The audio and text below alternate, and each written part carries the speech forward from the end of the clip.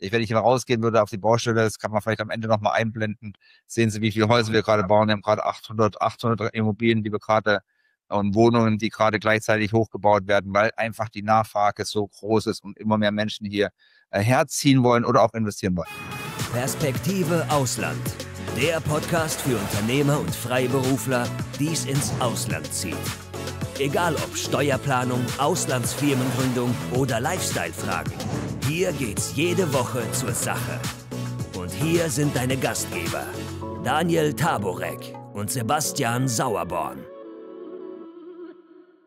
So, dann sind wir jetzt schon mal online. Und wie wir sehen, sind auch schon 65 Teilnehmer hier eingeloggt. Also dann kann ich nur sagen, herzlich willkommen an alle, die unsere Einladung angenommen haben. Ganz besonders freue ich mich natürlich auch, dass wir heute wirklich in Starbesetzung sind hier. Wir warten mal noch 1, 2, 3 Minuten, dann werden wir auch eine kleine Vorstellungsrunde machen. Also was uns freuen würde, es sind ja jetzt schon über 60 Teilnehmer im Raum drin und es würde uns sehr freuen, wenn ihr mal reinschreibt, wo ihr denn eigentlich gerade seid. Also seid ihr in Deutschland, seid ihr in, Sachsen, Thüringen, Nordrhein-Westfalen, wie auch immer. Das ist immer schön, ein bisschen zu wissen, auch wo diejenigen herkommen, die hier im Meeting drin sind. Aus München, aus Florida sogar hier. Unglaublich. Chemnitz, das ist ja fast schon unsere Heimat. Berlin, sehr schön. Der Johannes. Hallo Johannes, schön, dass du auch da bist. Und natürlich Liechtenstein ist damit auch vertreten. Sehr schön.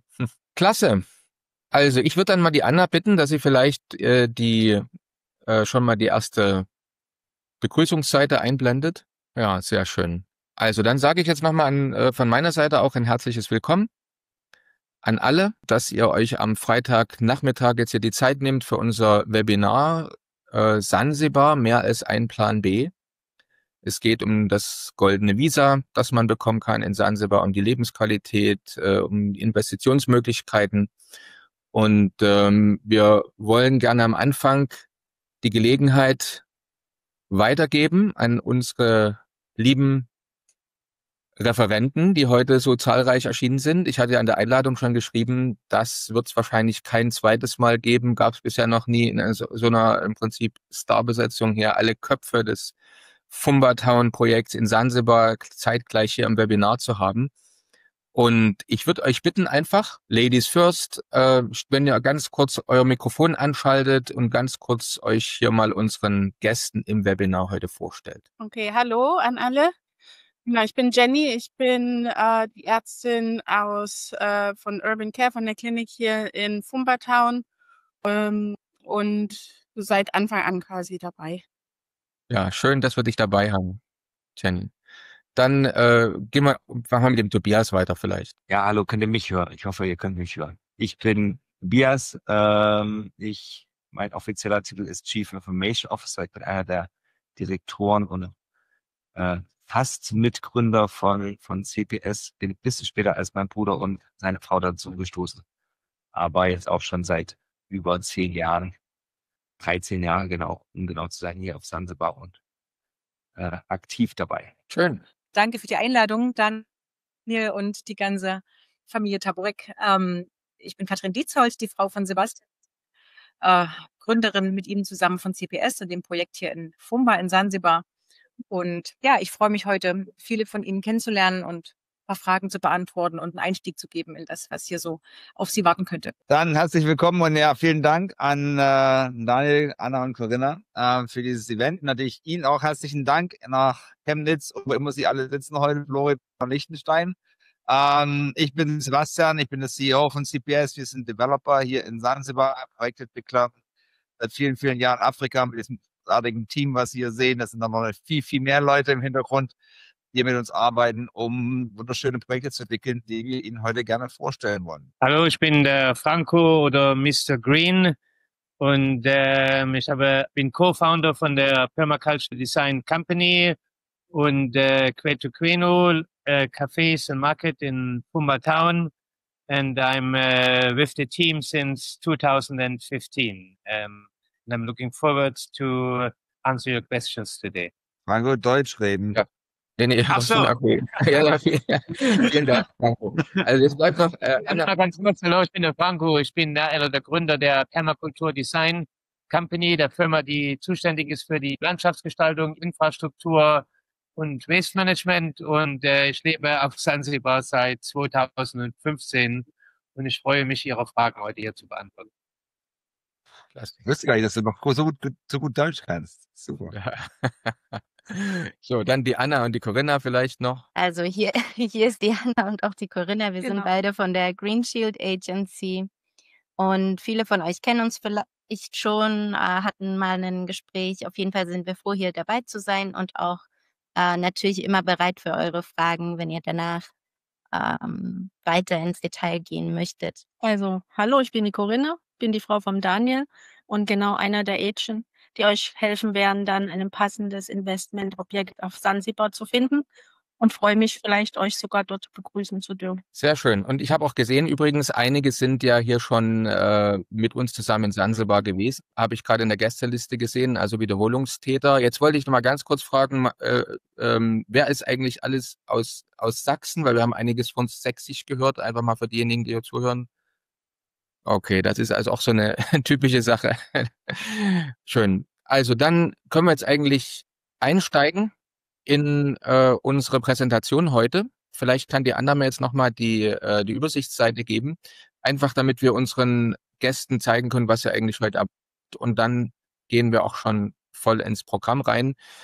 Die meisten kennen uns ja und die meisten, die jetzt hier dabei sind, sind ja auch eingeladen worden über den Kanal von Perspektive Ausland. Und es ist so, dass wir ja von Perspektive Ausland Sansibar und Fumba-Town jetzt vor ungefähr 1,5 Jahren mehr oder weniger als neues Kleinod auch in unserem Beratungsportfolio entdeckt haben. Ne? Das würde ich gerne an der Stelle nochmal zusammenfassen, warum wir jetzt von Perspektive Ausland, warum wir jetzt ja schon über 100 unserer Mandanten nach Fumba-Town, nach Sansibar mitgenommen haben und sehr, sehr viele von denen, also von unseren Mandanten, einige sind, wie gesagt, dabei, auch schon sich entschieden haben, ihren Plan B in Sansibar, in Fumba-Town umzusetzen. Und es ist ja so, ich habe es mal auf einer Seite versucht, die eigentlich alle Kategorien, die nicht für jede einzelne, aber in der Summe eben für Sansibar und für Fumba-Town als ein sehr, sehr bemerkenswerter Plan B Standort zum Investieren, aber auch als neuen Wohnsitz sprechen. Was wir jetzt hier sehen, sind eigentlich immer die Kategorien, die wir in unseren Beratungsgesprächen, wir beraten jetzt über 50 verschiedenen Ländern, in die man seinen Wohnsitz oder seine Investition verlagern kann. Aber was betrachten wir da immer? Für viele von euch ist es natürlich ganz links da, die steuergünstig zu sein, dass man sich steuerlich verbessern oder verändern will. Sei es für das Geschäft, sei es für das Einkommen oder sei es, was auch drunter ist, da im Wohlstand, ne, Rentenbezüge beispielsweise. Und da ist uns, muss ich ganz ehrlich sagen, so ist uns eigentlich Sansibar ziemlich am Anfang aufgefallen, weil man in Sansibar auch als einem der nicht mehr so häufig anzutreffenden Standorte weltweit eben Auslandseinkommen steuerfrei hat, also territoriale Besteuerung. Und Renten werden weiterhin in Deutschland besteuert, werden also nicht nochmal besteuert, mindestens das muss man dazu sagen. Es ist auch kryptofreundlich, CTBC-freundlich. Es ist ein Land, was BRICS-orientiert ist. Das für einige unserer Mandanten immer wieder auch interessant. Das ist also zumindest versucht, so in beiden Welten mit jeweils einem Bein zu stehen. Und generell eben auch die Möglichkeit mit dem Golden Visum, also sprich, sich letztendlich ein Wohnrecht auf Lebenszeit mit einer relativ geringen Investition zu sichern. Das hat uns damals auf Plan gerufen. Deswegen sind wir damals eigentlich zur Probe das erste Mal dahin, haben uns das mal angeguckt und dann haben wir gesehen, das ist wirklich ein Investitionsstandort, den wir weiterempfehlen können. Neben Golden Visa seht ihr dort ja auch werthaltige Investitionen. Das ist für viele auch sehr, sehr wichtig, wenn ich also irgendwo einen Plan B-Standort suche. Sei es, wie gesagt, um da zu leben oder sei es zu investieren, möchte ich natürlich was Gutes, was Werthaltiges für mein Geld bekommen. Auch da spricht vieles aus unserer Sicht eben für Sansibar, speziell für das Fumba-Town-Projekt. Die Lebenskosten sind für viele unserer Mandanten interessant. Wenn ich also in ein anderes Land auswandern will, dort leben will, möchte ich vielleicht weniger arbeiten oder ich möchte mehr Geld übrig haben oder mir einen höheren oder mindestens den gleichen Lebensstil leisten können. Und in Sansibar ist das Leben, wir haben es mal relativ akribisch ausgerechnet, eben 67% niedriger als in Deutschland. Also Wir haben ja verschiedene Rechnungen durchgestellt. Also so eine Familie in Berlin, die 4.000 Euro ausgibt fürs Leben, würde für den gleichen Lebensstandard in Sansibar maximal 1.300 Euro ausgeben. Und das kann natürlich wieder skalieren. Also wer einen höheren Lebensstandard in Deutschland hat, bezahlt natürlich auch in Sansibar dann mehr. Aber letztendlich ist es eben 67% günstiger. Und wer da genaue Preise wissen will, kann gerne bei der Anna oder bei der Corinna sich natürlich informieren.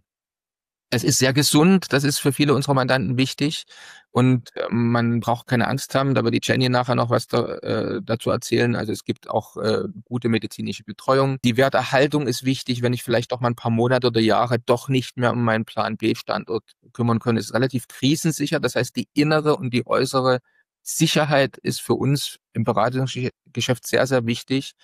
Und da ist, das finden wir in Sansibar sehr, sehr gut. Ich bin noch nie so häufig von der Polizei angehalten worden in meinem Leben im Ausland wie in Sansibar, muss ich dazu sagen. Also eigentlich, wenn man da, keine Ahnung, am Tag über die Insel fährt, kann man 3, 4, 5 Mal angehalten werden von der Polizei. Aber das ist ein Erlebnis. Also ich kann nur jemandem sagen, also mietet euch mal ein Auto, fahrt rüber, nur um mal von der Polizei angehalten zu werden.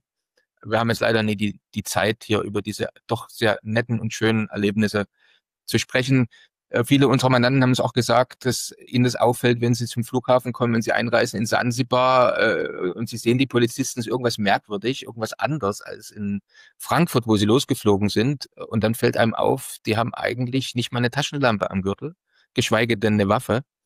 Und am Flughafen benehmen sich eigentlich die meisten Polizisten ähnlich wie ich sag mal Hotelpagen, ich übertreibe jetzt ein bisschen, aber die regieren die Familien darum und Familien mit Kindern raus und damit sie schneller wieder zur Passkontrolle kommen und so weiter und so fort. Also sind nett und freundlich und bemühen sich um die Gäste. Also es gibt vieles, was dafür spricht, wie gesagt, für Sansibar und das Thema ist auch ganz interessant, wie gesagt, die innere und äußere Sicherheit.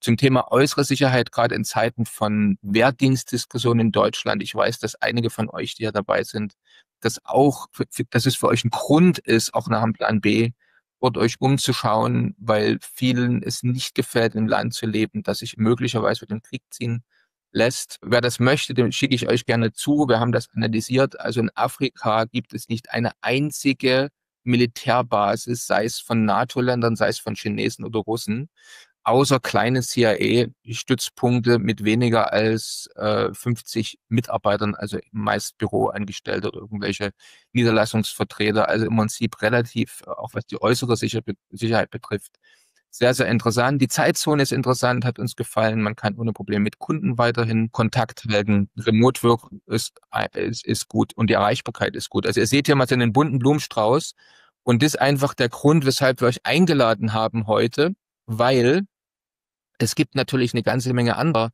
interessanter Länder, die man empfehlen kann als Plan B-Land oder als Investitionsstandort. Aber wir kennen momentan kaum ein Land, was diese Breite der Kriterien, die bei einer Entscheidung für ein Auswanderungsland oder für einen Investitionsstandort eigentlich so ausgewogen gut repräsentiert. Und wir freuen uns, wie gesagt, jetzt die Spezialisten von Fumba Town auch hier zu haben, die jetzt viel mehr ins Detail gehen können, als ich das kann. Deswegen nutze ich jetzt, glaube ich, an der Stelle auch schon die Gelegenheit, um das Mikrofon meinem lieben Freund Sebastian Dietzold zu übergeben, der uns ja jetzt, wir können da mal ganz kurz in die Agenda reinschauen. Wir haben jetzt Punkt 1, 2, 3, also warum Fumba Town, die Vision, also was zur Vision erzählen wird und auch einen Überblick geben wird über die eigentlich Immobilien, die man da bewohnen kann, die man investieren kann, die man vermieten kann. Und da würde ich einfach sagen, feuerfrei, Sebastian. Danke, Daniel. Wie gesagt, ja, wir tun nichts lieber und das machen wir auch gerne am Freitagnachmittag und zum Tag des Geburtstags unseres Propheten hier. Heute ist nämlich Feiertag in Sansibar, Maulid nennt sich dieser Feiertag. Aber wir reden gerne über Sansibar, über das, was wir tun und weil wir so begeistert sind und so froh sind, dass wir hier leben dürfen, mit den unterschiedlichen Bereichen, in denen wir arbeiten. Jenny in der medizinischen Versorgung, der Franco in der Versorgung der Landschaften und auch im Service der Stadt und Tobias und Katrin und ich natürlich in der Entwicklung von diesen Projekten, mit Daniel auch in dem Vertrieb und natürlich auch in dem Bekanntmachen von dem, was Sansibar bieten kann. Wir finden, dass Sansibar generell einzigartig ist. Viele Punkte hat Daniel jetzt ja schon erwähnt. Ich würde gerne mal ganz kurz nochmal auch auf das Thema Sicherheit zurückkommen, äußere Sicherheit vor allem. Vielleicht das mal auch geschichtlich mit einordnen. Sansibar war 400 Jahre Teil des Sultanats von Oman. Das war dann ein eigenes Sultanat am Ende und steht heute auch noch unter dem Schutz des Mittleren Ostens. Also ist auch da ein Schutz der vor allem des Oman, aber auch anderer Länder im Mittleren Osten. Das heißt, es ist wirklich sehr, sehr sicher und die Kultur von dort nimmt auch großen Einfluss hier, historisch und auch heute. Was aber besonders ist an Sansibar ist, und deswegen fühlen sich, glaube ich, auch Menschen aus der ganzen Welt in Sansibar so wohl. Es gibt nicht den typischen Ur-Sansibari. Ja, die Sansibar ist eine Insel, aus der Menschen durch die Winde im Prinzip aus Oman, aus Indien, aus den Comoro Islands, aus dem Kontinent Afrikas, aus dem Festland Afrikas zusammengekommen sind und sich hier angesiedelt haben und einfach durch diese unglaublich tolle Landschaft, die Natur, die sie gibt, die Früchte, die hier wachsen, den Fisch im Meer und die Schönheit der Insel und auch die strategische Nähe zum Festland Afrikas, also der Ostküste Afrikas, heute zu Kenia, Tansania, Mosambik, so interessant und spannend ist, dass Sansibar sich dann als über Jahre zu einem der stärksten Standorte Afrikas entwickelt hatte und war bis 1964 hat Sansibar 10% des afrikanischen GDP gehabt und ist jetzt wieder in der Phase, wo es sich wieder extrem stark entwickelt. Und dazu will ich gleich kurz was sagen. Und es ist ein super spannender, schöner Standort, wie auch Daniel schon erwähnt hat, aus ganz vielen verschiedenen Gesichtspunkten.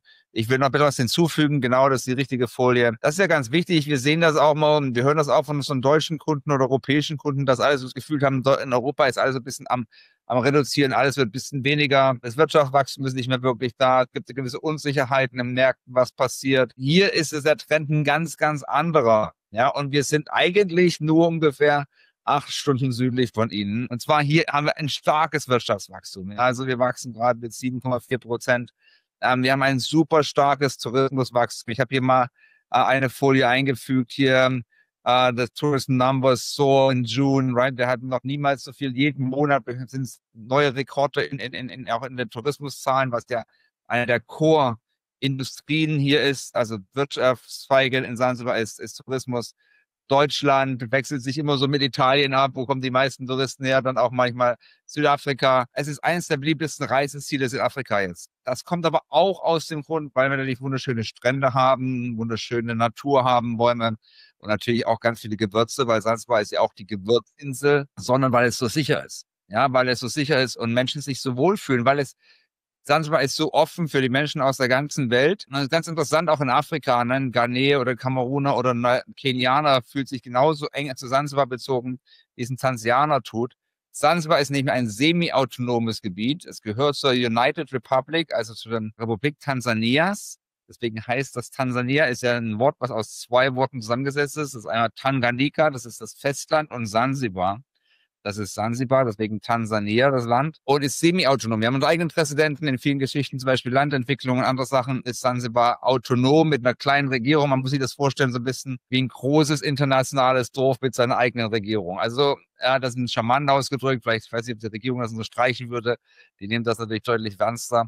Mit einem ganz, ganz starken Wachstum. Und wurde jetzt dieses Jahr wieder für seine Strände gerühmt. Ich glaube, the best beaches in Afrika, Weltklasse-Strände, aber auch reich an Kultur. Die Altstadt Stone Town, die Sie auch in den kleinen Fotos hier nebenan sehen, ist UNESCO-Weltkulturerbe.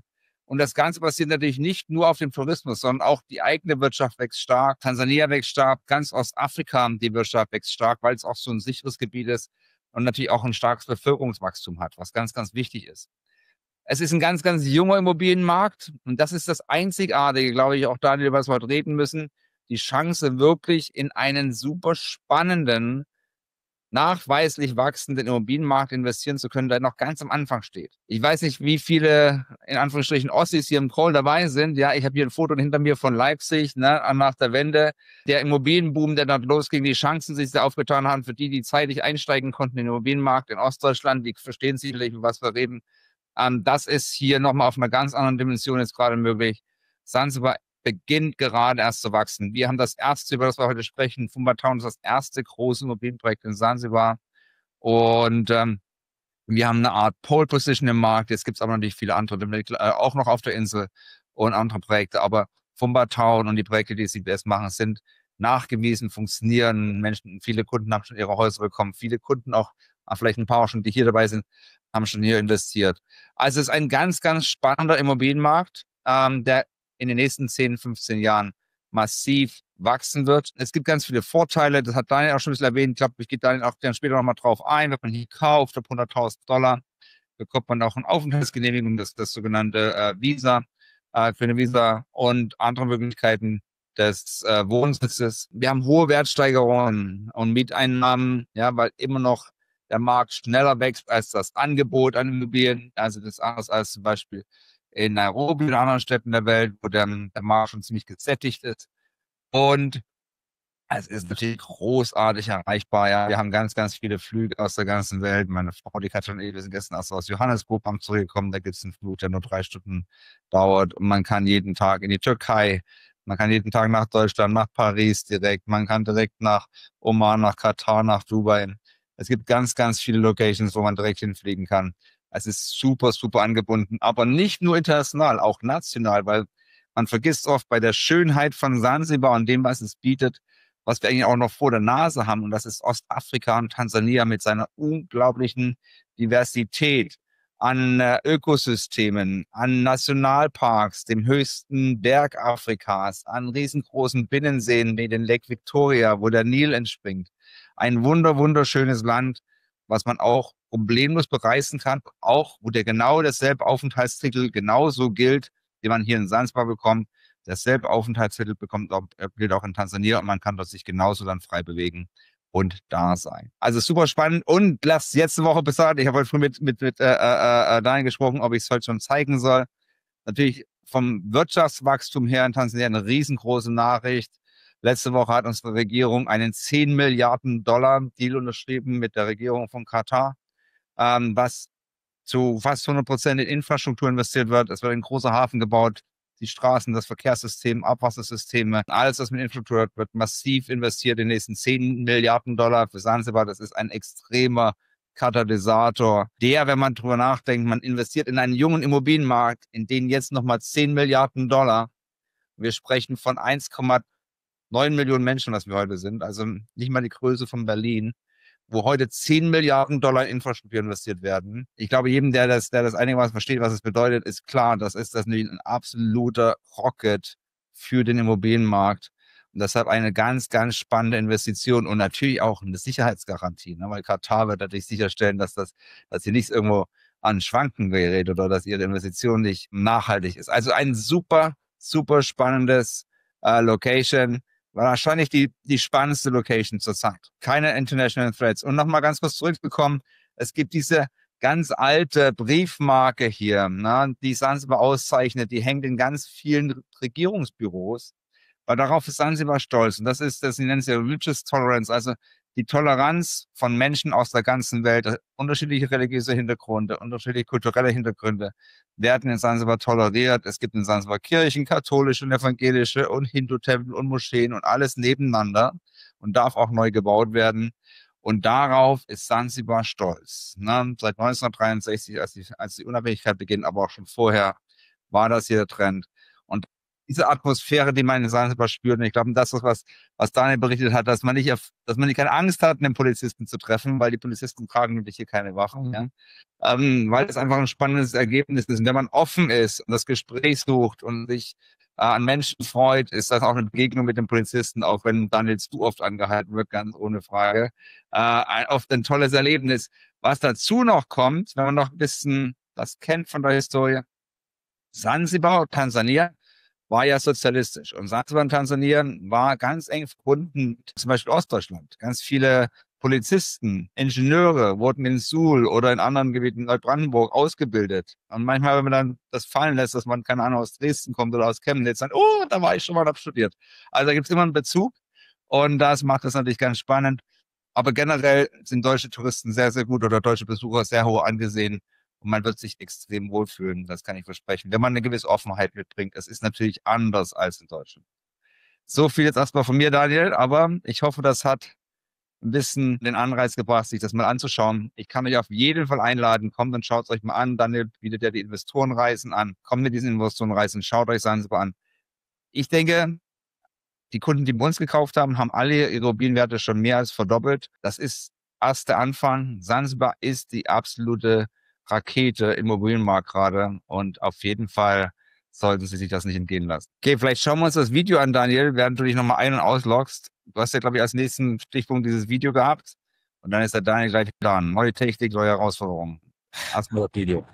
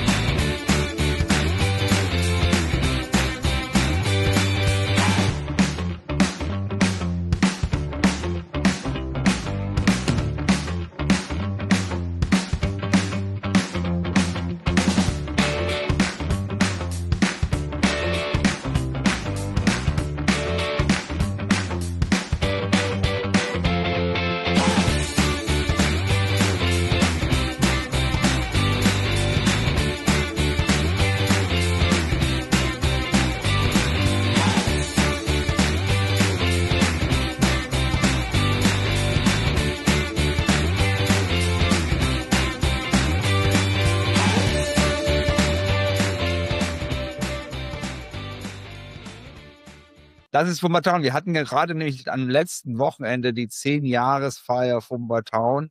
Wir gingen offiziell am 10., vor 10 Jahren, Mitte August 2015 auf den Markt mit den ersten beiden Häusern, die Sie hier kurz im Video gesehen haben. Ja, und es gibt es jetzt seit 10 Jahren hier, seit 10 Jahren Immobilien verkauft und entwickelt. Und es geht spannend weiter. Ich will jetzt nur mal ganz kurz checken, nicht, dass ich Daniel jetzt ins Programm rede, wo er ist und ob er zurückkommt. Ansonsten mache ich erstmal weiter, Daniel, wenn ihr vielleicht die Präsentation hochzieht, dass ich mal die Immobilien kurz vorstelle, was wir hier anbieten. Während Anna hier unten schon die Termine eingibt, wann die nächsten Reisen stattfinden. Also auf jeden Fall einfach Anna oder Daniel oder Corinna kontaktieren, das Investorenreisen organisiert. Da gibt es ein gewisses Standardprogramm, wo Sie auch uns treffen, wo Sie unsere Projekte anschauen können, wo Sie die Inselgesellschaft kennenlernen können, sich die Häuser angucken können. Und auch das, was natürlich auch Fumba gerade auch so einzigartig macht, dass Fumba so eine Gemeinschaft ist von Menschen aus der ganzen Welt. Ne? Also wir haben natürlich viele Deutsche, keine Frage, aber wir haben fast jedes afrikanische Land hier als Investoren. Wir haben Menschen aus 72 Nationen, die hier in Sansibar, in Fumba Town schon investiert haben. Also es ist eine extrem diverse Gemeinschaft hier, die super spannend ist, die schnell wächst. Gibt es einen Badestrand? Wir kommen zu den Fragen am Ende. Ja, es gibt einen Badestrand. Es gibt keinen Strandstrand, aber wir haben einen Strand, einen wunderschönen Cliff. Sansibar ist gelegen, Fumba Town am Cliff. Ganz, ganz wichtig, auch nochmal ganz kurz zur Location zurück. Also Fumba Town liegt an der Ostküste, an der Westküste zu Sansibar, nur ungefähr 15 Minuten südlich vom internationalen Flughafen. Im Prinzip zum Festland Tansania zugewiesen. Das heißt, man hat wunderschöne Sonnenuntergänge hier am Abend. Wir haben eine 1,5 Kilometer lange Küste, die allerdings ein Cliff ist, ungefähr 4-5 Meter hoch. Wir haben da schöne Leit- und dann Plattformen, wo man ins Meer gehen kann, wunderschön schwimmen gehen. Es ist wunderschön, das Wasser ist großartig und ist aber das Grundstück ungefähr 18 Meter bis auf 5 Meter hoch, hat wunderschöne Blick, ist erhöht über den Meeresspiegel, was ja auch gut ist und ganz, ganz wichtig bei Immobilien, Fumba Town ist auf Fels gebaut, auf ganz, ganz harten Fels. Der Korallenstein ist super hart. Unsere Häuser sind auf ganz harten Fels gebaut. Das heißt, und auf einer ganz nachhaltigen und grünen Infrastruktur. Dazu erzählt, glaube ich, gleich Franco noch viel mehr. Mal ganz kurz hier durchklicken. Wir haben JJ Living, also wir haben unterschiedliche Immobilienkategorien, ganz wichtig. Fumba Town ist eine Gemeinschaft, das ist eine Stadtentwicklung in dem schönen Sansibar. Das heißt, wir haben auch Projekte an der Ostküste, das sind aber dann touristische Projekte mehr. Fumba Town ist wirklich für den, was er sagt, ich suche einen Plan B. Aber wenn ich jetzt hier im Winter herkomme und ich komme hier im Winter her, dann treffe ich wahrscheinlich meinen Nachbarn, der das auch macht. Und der ist dann auch hier. Also es ist eine Gemeinschaft, wo Leute zusammenkommen, sich treffen, zusammen feiern, zusammen Tansania entdecken. zusammenleben, wo die Kinder sicher sind. Wir haben alle Familien aufwachsen und das in der Gemeinschaft von Menschen aus der ganzen Welt. JJ Living ist unser Einstiegsprodukt. Das ist ein 4-geschossiges Apartmentgebäude. Ungefähr leben zurzeit. Wir gehen davon aus, wir zählen nicht so genau, wie wir sind, weil wir wollen nicht zu sehr in die Privatsphäre einsteigen. Wir gehen davon, dass ungefähr 1500 Menschen permanent hier wohnen. Ungefähr 200 immer temporär im Augenblick. Also die Stadt ist permanent am Wachsen. Wir hatten letztes Wochenende, als wir die 10-Jahresfeier hatten, das erste Stadtfest, das Futopia, was jedes Jahr im August stattfindet, war die Stadt komplett ausgebucht. Also da waren sicher über 2000 Menschen, 2500, die hier waren. Das wächst permanent. Also man sieht fast jeden Tag Leute einziehen. Wenn ich mal rausgehen würde auf die Baustelle, das kann man vielleicht am Ende nochmal einblenden, sehen Sie, wie viele Häuser wir gerade bauen. Wir haben gerade 800 Immobilien, die wir gerade und Wohnungen, die gerade gleichzeitig hochgebaut werden, weil einfach die Nachfrage so groß ist und immer mehr Menschen hier herziehen wollen oder auch investieren wollen. Also JJ Living, das JJ ist ein alter Gruß, so wie Hi, Hello, wie geht's dir in Swahili, auf Sanzibarisch ursprünglich. Das Einstiegsprodukt 40, das sind 4-geschossige Apartmentgebäude mit kleinen Apartments, Studios, 1- und 2-Zimmer-Apartments, wo es um die $49.900 losgeht. Heutzutage mit dem tollen oder schwachen Dollar, starken Eurokurs natürlich für Sie ein riesengroßer Vorteil. Kunden, die Anfang des Jahres gekauft haben, als der Dollar und der Euro noch ungefähr pari waren, haben da 15% mehr gezahlt. Also $49.900 für den Einstieg ist eine schöne Einzimmerwohnung, nachhaltig gebaut von unserer eigenen Baufirma hier, die spezialisiert ist auf einen nachhaltigen Holzbau, Volkshaus, die auch gemanagt werden von einem Herrn, einer Dame aus Zeitz und aus Naumburg, die hier leben teilweise und diese Firma betreiben und tolle Häuser bauen. Als nächstes haben wir das Soul Fumba. Und zwar, das zeigen wir Ihnen, wenn Sie kommen. Es gibt an der Ostküste in Sansibar, wo es natürlich traumhafte weiße Strände auch gibt, aber ungefähr 400 Meter vom Strand ein Projekt. Das war unser erstes Wohnungseigentumsprojekt in Sansibar, das Soul Page. Super erfolgreich, ausverkauft. Da kommt jetzt doch ein anderes Projekt in die Nähe. Und weil das Projekt so erfolgreich war, holen wir es auch nach Fumba, das Soul Fumba. Auch hier ist die erste Phase schon fast ausverkauft. Da folgen jetzt noch Phasen. Ein paar Einheiten gibt es noch. Ich habe gerade geschaut. Ist im Prinzip wie eine Hotelanlage mit diesem riesengroßen Pool in der Mitte, 85 Meter lang. Wir nennen es eine Lagune. Dann gibt es Apartments auch, Einzimmer-Apartments, Zweizimmer-Apartments, Duplex-Units und Tragzimmerwohnungen mit einem zum Teil großartigen Mehrblick in diesen Apartmentgebäuden. Natürlich, das ist nochmal wie ein Hotelresort, also eine Hotelanlage, direkt in der Fumba Stadt. Also man hat da die Vorteile wirklich von beiden Welten, ein touristisches Produkt. Man sagt, mir ist es wichtig, dass die Investition eine hohe Rendite bringt. Ich kann kurzfristig Touristen vermieten. Gleichzeitig habe ich die Nähe zu der Stadt, zu der neuen wachsenden grünen Stadt in Afrika, Fumba Town. Also ein super Produkt auch. Dann haben wir als nächstes, ich sehe es ja schon, es bringt jetzt genau Mangani Skylofts. Die haben wir noch nicht, wir sind noch in der Bau vom ersten jetzt gerade. Das sind ganz coole kleine Lofts, die hochwertig vorgefertigt werden und auf unsere bestehenden Apartmentgebäude oben drauf gesetzt werden. Und die werden einen großartigen Blick haben. Das sind immer Einzimmerwohnungen. Einzimmerwohnungen nach deutschen Übersetzungen sind in Deutschland eine Zweizimmerwohnung, weil wir zählen immer nur die Schlafzimmer, wir zählen nicht das Wohnzimmer mit hier in Tansania, in Sansibar. Mangani Skylofts auf den Gebäuden obendrauf mit absolut unfassbar tollem Blick. Dann haben wir, uns ist ganz wichtig, deswegen haben wir so verschiedene Produkte, weil wir immer gehört haben, am Anfang hatten wir nur Produkte. Wir hatten ein 2-Zimmer-Townhouse, ein 3-Zimmer-Townhouse. Und dann haben unsere Kunden gesagt, Sebastian oder Katrin, Tobias, Franco, wir hätten auch gerne ein Apartment oder wir hätten gerne das und ab unser Budget ist nur das und oder Budget ist das. Wir wollten was mit dem Pool schon drin und so.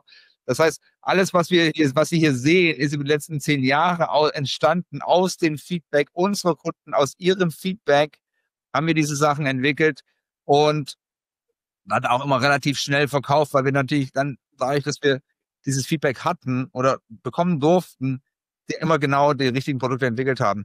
Und hier ist jetzt zum Beispiel auch was ganz, ganz Spannendes. Das ist der Burj Zanzibar. Das wird der höchste Hybrid Timber Tower, also Holz, aus Massivholz gebauten Turm der Welt. Da hatte ich heute wieder lange Meetings, da ist ein internationales Team dran von Österreichern, von Deutschen, von Südafrikanern, von Amerikanern.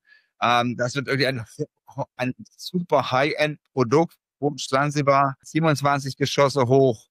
Tolle Wohnungen, Studios, One-Bedroom, Einzimmer, Zweizimmer, Penthäuser mit einer Dachterrasse, mit Pool obendrauf, großartigen Blick im Zentrum von Sansibar, von Fumba Town.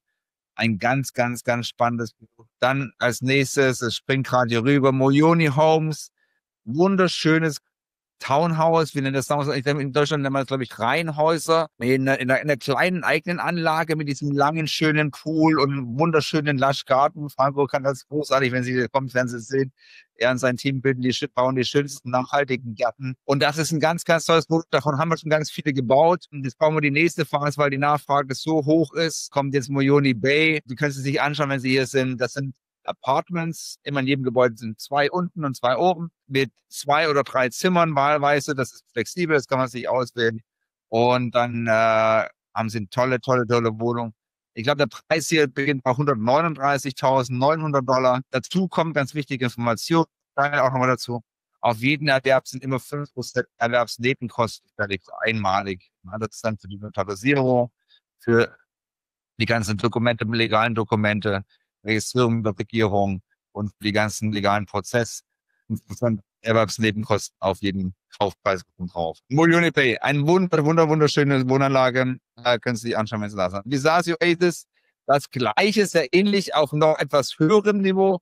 Das sind 3-geschossige Gebäude oder 2,5, fast 3-geschossige, genau 3-geschossige Gebäude, wo man Erdgeschoss, 1. und 2. OG wohnen kann. Großartige Terrassen oben und einen kleinen Garten auch dran. Auch ein typisches Reihenhaus und ganz, ganz, ganz, ganz geliebt. Da haben wir noch welche, die nennen sich dann Visasio Oasis Ocean, die sind direkt am Meer. Wir haben welche, die sind etwas weit zurückgesetzt, sind natürlich etwas günstiger. Und ja, also ein ganz, ganz schönes Produkt, auch entwickelt nach deutschen Baunormen, wie wir alles natürlich nach europäischen. Und dann gibt es das ganz besondere Cliff, Visasi Cliff. Das ist dieses Visasi-Produkt, nochmal dieses Reihenhaus, aber direkt am Meer. Und hier habe ich gerade geschaut, das ist wirklich nur noch eine einzige Einheit. Die sind direkt vorne an der Küste, mit einem eigenen Infinity Pool dran. Ein ganz, ganz tolles, ganz, ganz, ganz tolle Wohnung, die man jetzt aber ganz schnell zuschlagen müsste, wenn man da interessiert ist. Ist nicht ganz günstig, das kostet $459.000. Wir haben die Horizon Villas. Das sind Art Stadtvillen, die auch als Reihenhaus gebaut werden, immer mit Block von 6, aber sehr viel Privatsphäre haben, eigenen Garten, eigenen Pool, der so ein bisschen ins Wohnzimmer reingeht. Dann gibt es die Variante auch mit einer Dachterrasse obendrauf. Das sehen Sie unten rechts im Bild, wo man einen wunderschönen Blick hat. Auch ein ganz, ganz, ganz tolles Produkt. Und da haben wir gerade die nächste aufgemacht. Das ist jetzt Fumba Horizon 3. 1 und 2 sind schon verkauft. Das heißt, wir haben schon über 20 von denen gebaut und mehr. Ja, 20 von denen gebaut und verkauft. Wir haben jetzt welche noch übrig und die Kosten, die beginnen bei $349.000. Bekommt man so ein wunderschönes Stadthaus in ungefähr 100, 200 Meter zum Meer entfernt. Und dann natürlich unser Bestseller, davon gibt es allerdings nur noch ganz, ganz wenige Units, die Bustani Villen, Bustani in Suaheli, die Gartenvillen, die gibt es als 3- und als 5-Zimmer-Variante. Und das ist ein absolutes High-Produkt. Und da gibt es jetzt noch, ich glaube, noch eine 3-Zimmer, die bei $396.000 liegt. Und es gibt noch 2, 5 Zimmer für $528.000. Die sind ganz in der Nähe vom Meer. Wunderschönen Blick. Sie sehen hier den Blick von einer von den Dachterrassen hier oben rechts. Ein wirklich, wirklich schöne Villa, die auch schon im Bau und für einen großen Teil auch schon verkauft ist.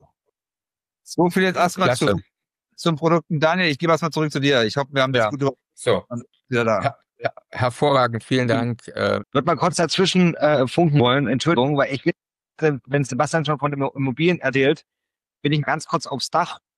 Also wir sitzen an groß, sonst glaubt uns gar keiner, dass wir überhaupt in Sansibar sind. Und ich wollte es euch mal ganz kurz zeigen. Guck, ihr könnt das allgemein sehen mit dem Meer im Hintergrund. Mal das, ich weiß es nicht. Das ist Humber Town. Ich stehe auf dem Dach vor einem Bürogebäude. Gerade wunderschönes Wetter. Flut, High Tide. Und genau, ich dachte, sonst glaubt uns keiner, dass wir eigentlich hier in Sansibar direkt am Ozean sind, weil wir alle immer Berufsbild im Hintergrund haben. Wir können mal einfach ganz kurz hoch und zeigen. Geh mal auf die andere Seite, jetzt zeig mal drüben, was wir da drüben alles bauen, die ganzen Apartmentgebäude. Okay. Ah, genau. Hier ist auf dem Zug. Oh. So. Also wir haben gerade ungefähr 800 Einheiten im Bau, es sind aber schon über 1000 fertig. Aber Sie sehen auch, was Franco hier geleistet hat. Ne? Dahinter sind alles Häuser, aber Franco versteckt die immer unter Bäumen. Also da kommt Franco gleich noch dazu, warum er das macht. Das sieht man die Häuser gar nicht mehr. Ja? Die Stadt ist wirklich konzipiert als grüne Stadt, ne? Vor allem wegen der Kühlung, aber ich will nicht so viel verraten, das heißt Franco jetzt gleich. Als grüne Stadt mit schon über 1000 von neuen Bäumen gepflanzt. Franco kommt dann auch dazu. Danke dir, Tobias. Super. Jetzt kleine Klasse. Danke, Tobias. Ich habe mal noch 1, 2 Fragen. Und zwar fragt Michael Jene oder Jane, wäre mal interessant, lieber Michael, ob du der Michael aus Panama bist, dann kannst du das mal hier reinschreiben, dann weiß ich wenigstens, wer es ist. Aber wie auch immer, Michael Jane oder Michael Jene fragt, gibt es einen Badestrand direkt in Fumba Town, beziehungsweise wie viel Meter oder Kilometer entfernt? Ja, genau, das hatte ich vorhin schon gesehen, Daniel. Da habe ich dann so gesagt, wir sind am Cliff. Wir haben eine 1,5 Kilometer Küste vom Town, gen Westen. Also wir schauen gen Westen. Wir haben einen Badestrand gebaut. Da können wir vielleicht auch noch mal Bilder einblenden später, ne? Oder das sieht man vielleicht noch mal in einem Video. Schön Badestrand gebaut, aber das ist nicht der natürliche Badestrand unten am Meer, sondern wir sind an einem Cliff, wo dann Ebbe und Flut immer herrscht. Aber es ist wunderschön. Oder Stand-Up-Paddling machen. Hab gerade eins geschenkt gekriegt. Oder irgendwas. Kajak fahren. Genau. Und es gibt natürlich auch fast jede Wohnanlage hat ja auch eigene Pools. Das darf man auch nicht vergessen. Das Schöne ist halt, in den Pool kann man immer gehen, auch wenn gerade Ebbe ist zum Beispiel. Und ansonsten gibt es viele, die natürlich auch in die Fluten springen, da, wenn sie denn da sind. Ansonsten noch die Frage hier nach Erdbeben, Risikogebiet. Was kannst du dazu sagen? Wir haben keine großen natürlichen Unwetterrisiken. Das, was uns am meisten beschäftigt, ist starker Regen zu den Regenzeiten. Der nimmt auch immer mehr zu. Das heißt, wir bauen aber, dadurch, dass wir auf Korallenstein sind, gibt es auch keine Überflutungen. Und natürlich am Meer, das Wasser kann zur Not ins Meer ablaufen, aber es triggert den Korallenstein meist sehr, sehr schnell. Es gibt kaum starke Winde, es gibt keine Erdbeben, es gibt keine anderen Katastrophen, die wir haben. Wie gesagt, wir sind auch nochmal geschützt, dadurch, dass das Fumba Town natürlich nicht die offene Seite zum Meer ist, also Richtung Indien, wo man theoretisch dann auch mal einen Tsunami oder sowas, wenn da irgendein Erdbeben im Meer ist, bekommen könnte. Dadurch, dass wir auf der landzugewiesenen Seite, also uns 20 Kilometer gegenüber ist Festland Tansania, es geht nicht sicherer. Auch katastrophenmäßig, Daniel. Genau. Dann die Frage kann ich gleich selbst beantworten. Ist Starlink schon da? Fragt Maxi oder Phil fragt, wie ist das Internet dort? Also wie gesagt, ich bin ja selber oder wir sind ja alle 3 Monate für einen Monat dort, dann leben und arbeiten wir da. Übrigens in einer dieser wunderschönen Mayoni-Wohnungen zurzeit noch. Und also Starlink ist noch nicht ganz da. Man braucht momentan eine Wohnadresse in Kenia, wenn man das dauerhaft benutzen will. Ansonsten geht's halt nur 30 bis 60 Tage über den internationalen Mobilitätstarif. Also die Satelliten sind freigeschalten, man kann seinen Starlink benutzen. Aber man kann mit Wohnsitz Tansania momentan noch keinen langfristigen Vertrag schalten, ist aber am Werden. Und der Trick, der Lifehack ist momentan, dass man sich eine Wohnadresse in Kenia besorgt und darüber dann seinen Starlink-Vertrag laufen. Aber ich denke, das ist eine Frage der Zeit. Auf der anderen Seite gibt es ein sehr gutes Internet. Also im Prinzip viele unserer Podcasts, die entstehen ja dort in Sansibar, wenn ich dort bin, und beziehungsweise unsere Beratungsgespräche machen wir dann auch von dort. Also ist eine hervorragende Internetanbindung. Und zum Strom an der Stelle vielleicht nochmal was zu sagen, es sei denn, der Sebastian hat es vor uns schon gesagt, als ich kurz eine Offline-Zeit hier hatte. Also es gibt erhebliche Energieversorgungsprobleme, muss man einfach mal sagen, auf der Insel Sansibar. Aber in Fumba Town selber bekommt man da jetzt nicht so viel mit, weil es dort ja ein Power-Backup gibt. Aber an anderen Orten der Insel merkt man schon, dass da noch Nachholbedarf ist, aber es wird irre viel investiert auf der Insel. Ich kenne selber auch einige, die da investieren zurzeit auf der Insel, und halt dort kann man sagen, das wird in den nächsten Jahren auf alle Fälle viel, viel besser sein. Und in Fumba Town, wer dort wohnt, hat eigentlich, da ist es gecovert durch eine gute Backup-Versorgung, die ja auch noch weiter, wird ja investiert, wird ja noch sogar verbessert in Zukunft. Das vielleicht dazu. Dann würde ich sagen, die Anna oder Pauli, fragen wir mal, ob sie die nächste Folie dann wieder einblendet. Einige andere Fragen, die ich übrigens gesehen habe, zum Thema Schulen und so weiter und so fort, kommen jetzt sowieso gleich. Das heißt, da würde ich an der Stelle jetzt nichts antworten. Ganz kurz zur steuerlichen Frage und zum Thema Visa. Da waren ja auch einige Fragen schon von euch gestellt. Also generell, es gibt ja die Möglichkeiten, das Golden Visa zu bekommen oder eben das Retirement Visa oder Rentista Visa. Das Golden Visa, um es hier nochmal ganz klar zu machen, auch keine falsche Vorstellung aufkommen zu lassen, hat ein paar kleine Einschränkungen, die man kennen muss. Also man bekommt das Golden Visa für eine Familie bis zu 4 Kindern, also Papa, Mama, 4 Kinder. Die Kinder sind im Prinzip nur bis 20 Jahre gecovert, eigentlich bis 18. Also mit 18 können sie das letzte Mal das Golden Visum, oder nicht das Golden Visum, im Prinzip ihr Visum beantragen. Danach müssen sie entweder sich eine hübsche Sansibarin schnappen und die heiraten, wenn sie weiterbleiben wollen, oder studieren oder halt was arbeiten, dort einen Job machen, eine Firma gründen oder sich anstellen lassen. Ansonsten, oder halt selber für 100.000 US-Dollar eine Investition machen. Das ist momentan der Stand. Müssen wir mal gucken, wie sich das künftig ändert. Aber wie gesagt, Kinder sind bis 18, in Klammer bis 20 eigentlich über die elterliche Investition von 100.000 US-Dollar momentan um die 80.000 Euro, paar 80.000, eigentlich wirklich ein günstiger Preis. Für uns als Perspektive Ausland einer der günstigsten Preise für dieses Golden Visa Package. Man muss dazu wissen, die 100.000 US-Dollar müssen nicht nur vollständig bezahlt sein, sondern im Prinzip muss die komplette Immobilie, die man kauft, vollständig bezahlt sein. Also würde man eine Immobilie für 110.000 US-Dollar kaufen, dann reichen 100.000 Anzahlungen nicht. Man muss also dann die komplette Immobilie bezahlt haben, damit man auch einen Grundbucheintrag hat, dass man also Besitzer dieser Investition ist. Das wäre man ja nicht, hätte man nur einen Teil bezahlt. Ne? Also wenn du eine Immobilie kaufst für 200.000 US-Dollar und hast 100.000 US-Dollar bezahlt, das war schön, aber theoretisch kannst du wieder verlieren, wenn du die letzten 100.000 nie bezahlst. Deswegen das Golden Visa gibt es im Prinzip, wenn du Eigentümer einer Immobilie bist, in einer Investition bist und die auch zu 100% bezahlt hast, um das mal ganz klar nochmal zu sagen. Und die Investition kann zurzeit, hoffentlich ändert sich das mal, momentan eben noch nicht geteilt werden. Also man kann nicht sagen, wir nehmen eine Immobilie für 200.000 US-Dollar und dann machen wir mit 2 Familien, Familie A nimmt 100.000, Familie B 100.000 oder ein Sohn mit seiner Familie 100.000, die Tochter 100.000. Also im Prinzip wirklich pro Familie, im Prinzip bis zu 4 Kindern eine Immobilie, die kann 100.000 bis 1 Million kosten, ist egal wie viel. Aber man kann Immobilie nicht teilen. Man kann Kinder natürlich ins Grundbuch mit eintragen. Das ist eine Sache, die durchaus einige unserer Mandanten machen. Das heißt, man könnte jetzt eine Immobilie kaufen. Kinder sind vielleicht klein, 3, 4, 5 Jahre oder sowas. Die Eltern kaufen das.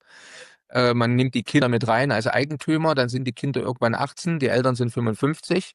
Und dann sagen die Eltern, okay, jetzt brauchen wir das Visum nicht mehr, jetzt nehmen wir das Visum als Retirement-Visum und die Kinder können jetzt das Visum, können praktisch die 100.000 Investitionen nehmen und die hätten dann das Golden-Visum und die Eltern sind dann halt schon, wie gesagt, man muss mindestens zur Zeit 55 sein auf Sansibar, dann kann man auch das Retirement-Visa nehmen. Dazu muss man ungefähr 1.500 US-Dollar monatliche passive Einkünfte nachweisen. Das kann eine Rente sein, das können Dividenden sein, können Mieterträge sein oder also als Lifehack, was man machen kann, immer mal an, du wärst jetzt Inhaber einer eigenen Firma, dann bezahlst du dir einfach mal 6 Monate lang auf dein eigenes Konto 1.500 Euro von deiner Firma und schreibst in den Überweisungszweck Pension rein oder Dividende oder was auch immer.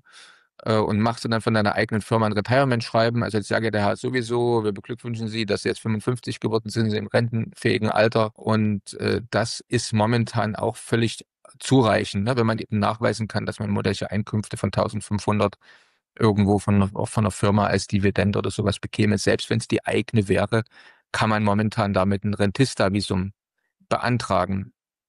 Zur Steuer, da gibt's natürlich, da könnte man jetzt eine Stunde allein nur über das Thema Steuern sprechen. Ich mache mal nur Waschen, Schneiden, Föhnen, die Schnellversion, alles andere, wenn es da spezielle Fragen gibt, gerne nochmal im Beratungsgespräch. Also gut ist, Sansibar, Tansania, zählt zu den Ländern mit Territorialbesteuerung. Das heißt, nur das Einkommen, was sozusagen ich physisch auf dieser Insel oder in Tansania auf dem Festland generiere, das wird dann dort besteuert. Jegliche Art von Auslandseinkommen ist steuerfrei. Renten sind steuerfrei, aber es gibt kein Doppelbesteuerungsabkommen mit Deutschland, Österreich, Schweiz. Das bedeutet, Renten blieben weiterhin in Deutschland besteuert, aber Tansania ist es eigentlich egal. Es gibt keine doppelte Besteuerung dann in Tansania, weil es ein Auslandseinkommen ist, das steuerfrei ist. Es gibt keine Steuern auf Kryptogewinne. Kapitalertragssteuer, weil das wäre ja dann physisch vor Ort, wenn du jetzt deine Immobilie kaufst und du wieder verkaufst, zumindest bei der ersten Immobilie, die du verkaufst und dann vielleicht einen satten Gewinn einfährst. Das haben ja einige auch in Fumbertown schon gemacht.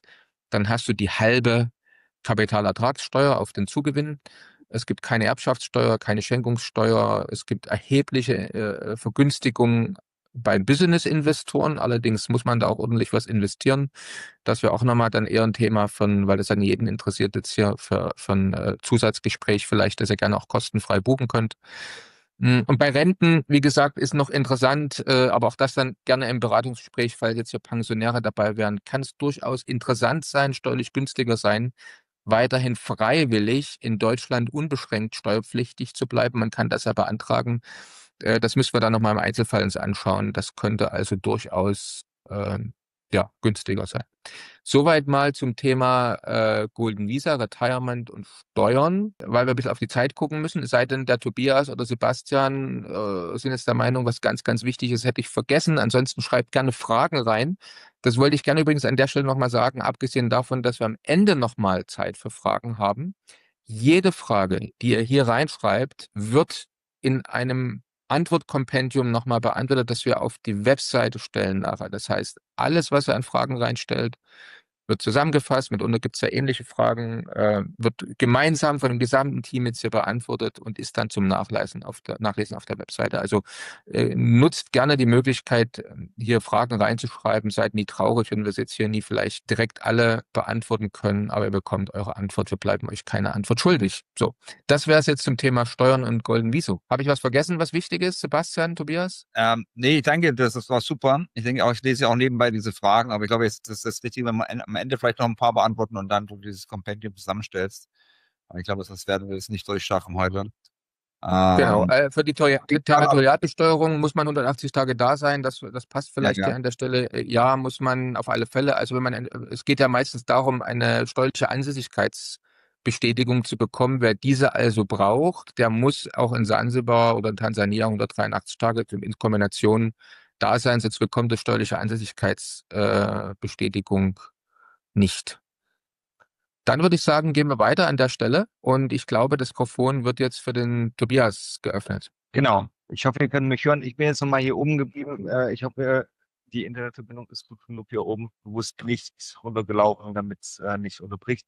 Ich wollte nur ganz kurz ein paar Sachen zur Stadt- und Hausverwaltung sagen, weil das natürlich für viele ein Thema ist, besonders diejenigen, die wir hier hauptsächlich als Investitionen kaufe und nicht unbedingt nur in der Eigennutzung. Wir arbeiten hier mit einer Firma zusammen, die heißt Valor Hospitality, ist eine internationale Hotelmanagement Company, die weltweit, ich glaube in über 14 Ländern, knapp 100 verschiedene Objekte betreibt. Und wir haben es geschafft, Valor nach Sansibar zu holen, letztes Jahr, ungefähr vor einem Jahr, auch mit im Hinblick auf das Management des Hildens, was in den Burj kommt. Und Valor hat hier in Fumba, aber auch in anderen Projekten, die wir in Sansibar machen, die komplette Verwaltung übernommen.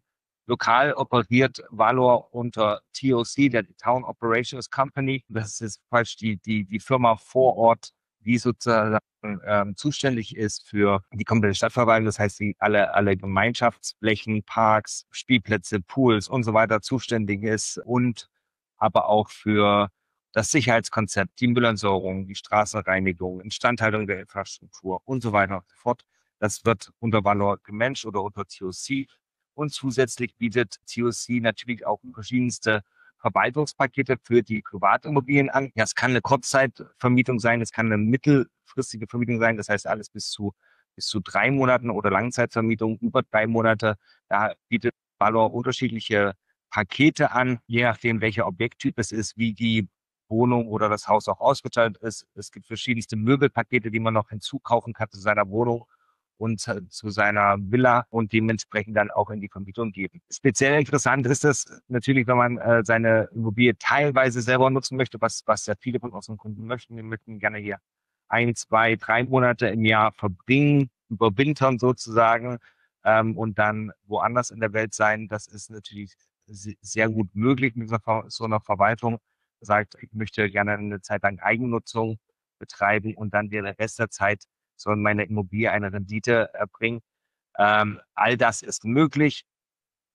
Über Valor haben wir natürlich, weil es eine internationale Hotel-Management Company ist, hat Valor eine wesentlich höhere Renditeerzielung, als wenn ich das jetzt privat bei Airbnb einstellen würde, weil sie nicht nur Airbnb beliefern, sondern über 60 verschiedenste Online-Kanäle simultan über Channel Manager beliefert werden und auch die Preisgestaltung da sehr flexibel halten können, um möglichst hohe Revenues, also möglichst hohe Profite für die Eigentümer einzufahren. Am Ende ist es ein Sorglos-Paket, was TOC da anbietet mit Valor.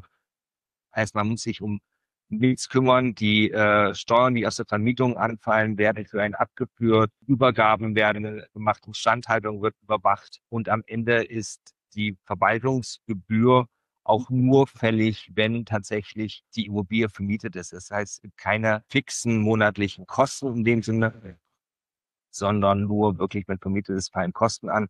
Wir können da gerne nochmal im Detail drauf eingehen, welche Immobilie sich wozu genau eignet und wie genau die Kosten sind. Wir haben sehr, sehr viele verschiedene Immobilientypen. Das hat Sebastian vorhin ja schon vorgestellt. Unterschiedliche Immobilientypen eignen sich auch teilweise für unterschiedliche Nutzung. Aber prinzipiell ist es so, dass TOC gemeinsam mit Valor für jeden Immobilientypen ein perfektes Paket hat, von Möbelpaket bis hin zu welche Vermietungsform da am besten angeraten wird, um die größtmöglichen zu erzielen. Dann, ich würde es fast dabei belassen, um den anderen Panelists hier auch noch eine Chance zu geben, ihre Sachen vorzustellen. Ich glaube, die Fragen, die jetzt kommen, und auch das wird dann sehr, sehr detailreich, wenn wir dann separat nochmal beantworten. Genau. Du hattest konkret noch Fragen, die ich beantworten soll. Ja, also es ist ja generell mit der Rendite, ist ja so, da haben wir im Prinzip fast jede Woche auch Gespräche. Das wird auch, kann auch gerne, wenn da jemand von euch interessiert ist, können wir da gerne im individuellen Gespräch, die Anna, die Corinna, oder wenn es jetzt um steuerliche Themen geht, auch gerne mit mir nochmal darüber sprechen. Generell, wie gesagt, kann man natürlich, wie du auch schon gesagt hast, kein 100%ige für Jahre im Voraus eine Ertragsvorausschau geben. Man kann eben nur eins sagen: Wenn man im Ausland generell investiert in eine Immobilie, braucht man eben immer jemanden, der sich professionell um meinen Besitz kümmert, wenn ich dort nicht selber bleiben will. Und das Risiko habe ich natürlich überall. Also ob ich jetzt in Südamerika, in Mexiko oder in USA oder wo auch immer, in Thailand oder in Malaysia. Wir haben ja überall Möglichkeiten, im Ausland zu investieren, oder in Georgien, Serbien, was einige unserer Mandanten auch machen. Aber immer brauche ich jemanden, der sich professionell drum kümmert. Und wir haben eben momentan kein anderes Objekt, was wir vorstellen können, wo sich jemand so professionell drum kümmert, um meine Immobilie, dass sie vermietet wird, dass eine Werterhaltung stattfindet, oder selbst wie wir es jetzt zum Beispiel haben. Wir wohnen ja in so einer Majoni-Wohnung und dann geht halt mal die Toilettenspülung nie und dann muss ich halt auch Valor drum kümmern und müssen jemanden vorbeischicken, die sich dann wieder drum kümmern. So, also sprich, das hat man eben im relativ hohen Standard, und ja, wie gesagt, das ist halt alles ein Paket, die Werterhaltung, wie man das Ganze vermietet, wie Erträge dann im Prinzip prognostiziert werden können. Am besten dort nochmal einen Termin buchen, beziehungsweise die Anna wird auch Dokumente noch mit an alle zuschicken, die jetzt hier reinschreiben, dass sie sich dafür interessieren, mal so eine für 1, 2 Investmentobjekte so eine Hochrechnung, was für Renditen möglich sind. Es kommt natürlich auf den Objekttyp an und auch auf die Ausstattung und so weiter am Ende. Und es werden hier grundsätzlich erstmal jetzt keine Mieteinnahmen garantiert, aber man kann sehr gut davon ausgehen, dass man zwischen 5 und 10%, man kann sehr bequem mit 5% Rendite netto auf die Mieteinnahme rechnen und mindestens 10% Wertsteigerung im Jahr. Damit kann man wirklich rechnen. Wir haben teilweise wesentlich höhere Werte schon gesehen, aber wenn man auf reine Renditeberechnung seine Entscheidung trifft, und ich glaube, Sebastian, da sind wir uns einig, kann man mit 5 plus 10% sehr, sehr bequem. Genau, kann ich dazu gleich was sagen? Also ich glaube, man muss einfach verstehen, wenn Sie in Zanzibar investieren, wo es übrigens jede Menge Lebensmittel gibt, es gibt Nutella, Kaffee, alles, Kuchen, tolles Obst, tolles Gemüse, Fleisch und alles Mögliche. Keine Sorge, die Versorgung ist hervorragend in Zanzibar. Sie müssen sich vorstellen, Sie investieren in einen ganz jungen Immobilienmarkt, der explodiert. Katar investiert gerade 10 Milliarden US-Dollar.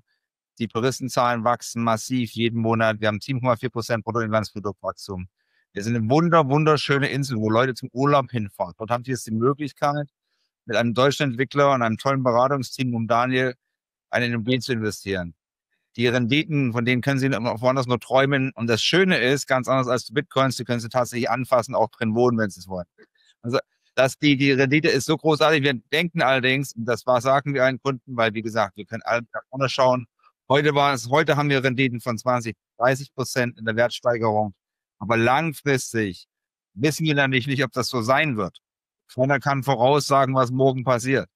Das heißt, langfristig können wir sagen, wenn Sie von soliden 10% Wertsteigerung und 5-8% Mietrendite nach Steuern ausgehen, und das sind Sie auf der ganz sicheren Seite. Also zwischen 15-18% ist so die absolute Bottomline. Heute höher, viel höher. Und die Marktentwicklung für Zanzibar einfach so spannend. Ich bin 100% überzeugt, und das sagen mir viele Kunden. Sebastian Henzel, ich habe 2018 schon mehr gepusht, als ich damals schon gekauft hätte. Aber da war ich mir noch nicht ganz sicher, ob die Renditen, ja, ich kann Sie nur raten, kommen Sie, schauen Sie es an und warten Sie nicht zu lang.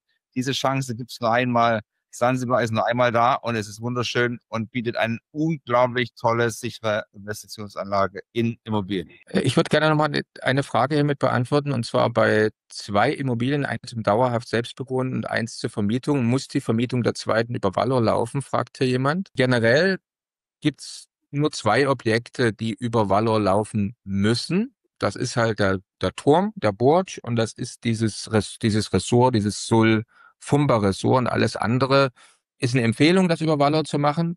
Man kann es selbst machen, man kann es wenn man sich damit gut auskennt, man kann sich auch einen anderen Anbieter suchen. Also die Empfehlung ist natürlich, Valor da mit ins Boot zu nehmen, aber nur bei Burj und Sul Fumba ist es mandatory, einfach um dort keinen Preiskampf unter den verschiedenen Verwaltern und Vermietern dann im Prinzip entstehen zu lassen, sondern wirklich sehr hohe Kurzzeitvermietungsrenditen zu ermöglichen. Und das schafft man einfach nie, wenn sich in einem Objekt mehrere Leute Konkurrenz oder mehrere Anbieter Konkurrenz machen.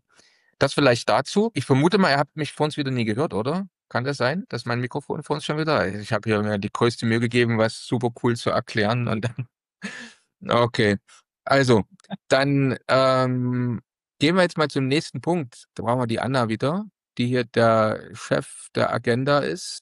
Jetzt kommt ein Thema, muss ich dazu sagen. Also der Franco, ich freue mich jetzt auf Franco. Franco muss man eigentlich 2 Stunden extra geben, aber das schaffen wir jetzt leider nicht in dem Format.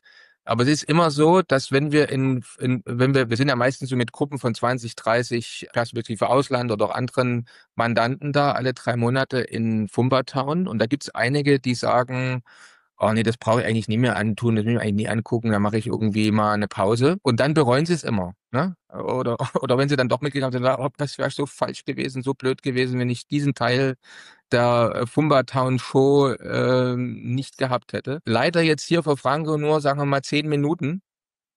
Aber ich kann euch nur alle sagen, wenn ihr in Fumba Town kommt, ihr werdet es genießen, da mit Franco mal 2 Stunden durch sein Reich zu gehen. Franco, du hast jetzt die Bühne. Ja, hallo, nochmal guten Tag oder Nachmittag zu allen. Ihr seht ja auf dem Foto Teile unseres Teams. Wir haben angefangen natürlich in 2015. Wir waren zu dritt und wir sind mittlerweile, ich glaube, wir haben 100 mit Aushilfen, 120 Teammembers mittlerweile. Neben mir seht ihr meine Frau Bernadette, die ist zuständig für die Landschaftsgestaltung und die Werfung. Und dann auf ihrer linken Seite ist Katrin Decker, das ist unser Operations Manager, und wir zusammen führen die Firma Permaculture Design Company. Die Landschaft ist ausgelegt nach den Prinzipien der Permakultur. Wir haben uns überlegt, was haben wir denn früher vermisst? Und ich komme aus Leipzig, und wir wollten auf jeden Fall sehr viel Grün, weil der Mensch natürlich aus der Natur kommt und Teil der Natur ist und eigentlich nicht designt ist, um in diesen Städten zu leben. Aber wir haben uns gedacht, wenn wir viel Grün anlegen, dann drive der Mensch, dann fühlt er sich wohl. Und ich schalte mal ganz kurz zum nächsten Bild. Das ist die Mangani, das ist ein Gebäude und da seht ihr schon, wir versuchen so viel wie möglich Grün, um die Gebäude zu schaffen, wenig Platz wegzunehmen für Autos, wenig Zement. Wir sind damals, 2015, sind wir durch die anliegenden Dörfer und haben uns mal angeschaut, wie haben denn die Sansibaris eigentlich traditionell gelebt und welche Bäume und Pflanzen waren wichtig für sie. Die Landschaft besteht zur einen Hälfte aus einheimischen Pflanzen, weil die sehr wichtig sind für die Vögel und für die Insekten, die uns ja bei der Bestäubung helfen.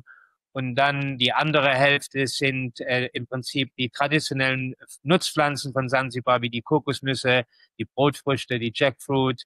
Wir haben ich glaube, wir haben fast 500 Sorten Pflanzen. Da ist Medizin, da sind spirituelle Pflanzen, die unter spirituell genutzt wurden. Das sind traditionelle Waschnüsse, wenn jetzt die Mutter oder das Kind vielleicht nicht mit oder die Waschmittel zu scharf sind für die man nutzt, dass die auch natürliche Waschmittel in der Landschaftsgestaltung haben. Ich habe hier mal ein Foto. Wir wollten natürlich auch, das ist unser erster Community Garden. Wir wollten natürlich auch Platz schaffen, wo die Hauseigentümer zum Beispiel sich frischen Salat oder ein paar Kräuter oder ein bisschen Gemüse anbauen können. Das ist hier nicht weit von unserem Haus. Meine Frau, das ist der erste, den wir angelegt haben, hat mit 5 unserer Nachbarn im Prinzip angefangen, dort ein bisschen Gemüse anzubauen. Und wir wollen das auch, wenn da Interesse besteht, der Home-Eigentümer das auch aufbauen auf dem Weg nach vorn. Ich blende jetzt mal ganz kurz hier ein Bild von der Seafront. Die Idee der Landschaftsgestaltung in der Stadt ist natürlich, dass wir wie in den traditionellen Dörfern Sansibars einen produktiven Wald anlegen. Das nennt sich auch Waldgarten im Deutschen. Diese produktiven Wälder sind sehr traditionell auf Sansibar, aber auch in ganz Tansania. Ich habe vorher am Kilimanjaro gelebt und die Begründer der Permakultur, einer der Begründer, Bill Mollison, hat mit den Leuten, mit den Chagas am Kilimanjaro gelebt und hat die traditionelle Landwirtschaft studiert und die ist im Prinzip angelegt wie ein Wald mit verschiedenen Lagen, die sehr produktiv sind. Und wir haben uns gedacht, wenn das in diesen Dörfern für die letzten 200 Jahre gut funktioniert hat, warum kann das nicht auch noch 200 oder 300 Jahre weiter funktionieren? Und natürlich hilft uns auch diese waldartige Landschaft, die Stadt zu kühlen. Wir haben Temperaturen gemessen auf den Straßen, die halt frei liegen, wo keine Schattenbäume sind. Wir hatten da teilweise 38, 39, 40 Grad auf den Fliesen. Und dann sind wir an diese Fußwege, die unter Schatten sind, und dann war es da 26 Grad. Und da kann man schon sehen, dass da ein riesiger Temperaturunterschied herrscht. Das hilft. Und natürlich ist das viel angenehmer, wenn die Kinder im Schatten spielen, wenn die Älteren auf Parkbänken gleich ihre Bücher lesen im Kühlen. Und es ist natürlich auch viel günstiger, wenn so eine Klimaanlage die Luft von, sagen wir mal, 26 Grad auf 20, 22 Grad runterkühlt oder von einer Außentemperatur von 30, 35 Grad. Das spart viel Geld. Hier seht ihr im Augenblick so ein bisschen die Seafront und da wir hatten bisher einen Zaun und da natürlich Katrin, Sebastian und Tobias und ich auch aus der DDR kommen, aus der ehemaligen DDR und sind ja im Prinzip eingezäunt gewesen, bauen wir jetzt vor diesen Zaun eine natürliche handgelegte Steinwand und wir bepflanzen die mit Pflanzen, die sehr donnig sind, um da einen natürlichen Zaun und nicht diesen Grenzzaun in Anführungsstrichen um uns herum zu haben. Unsere Kunden sind sehr, sehr, sehr glücklich und zufrieden, weil da ist natürlich auch eine Produktion. Ich bin früher immer mit meinen Freunden da durch. Ich habe teilweise auch in Dölitz gelebt, in Leipzig. Da sind wir so durch die Gegend gestreift und haben immer nach Früchten in den Nachbarn ihren Gärten gesucht. Und wir haben uns gedacht, oder meine Frau und ich, wir haben uns gedacht, das wäre sehr schön, wenn die Stadt damit voll wäre, damit die auch für unsere Kunden, weil wir ja die Landschaft wässern und pflegen und wenn da mehr als nur Schönheit zurückkommt. Und natürlich haben wir jede Menge, wie ich schon sagte, Früchte, das sind jede Menge medizinische Pflanzen. Die Landschaft kühlt die Stadt. Es ist alles natürlich angelegt, ohne Chemie. Wie gesagt, wir managen, meine Frau oder unsere Firma managt auch den Müll. Wir haben eine sehr große Kompostanlage, die wir bei Hand betreiben mit 6 Sansibaris. Wir produzieren mittlerweile 40 Tonnen Kompost jeden Monat.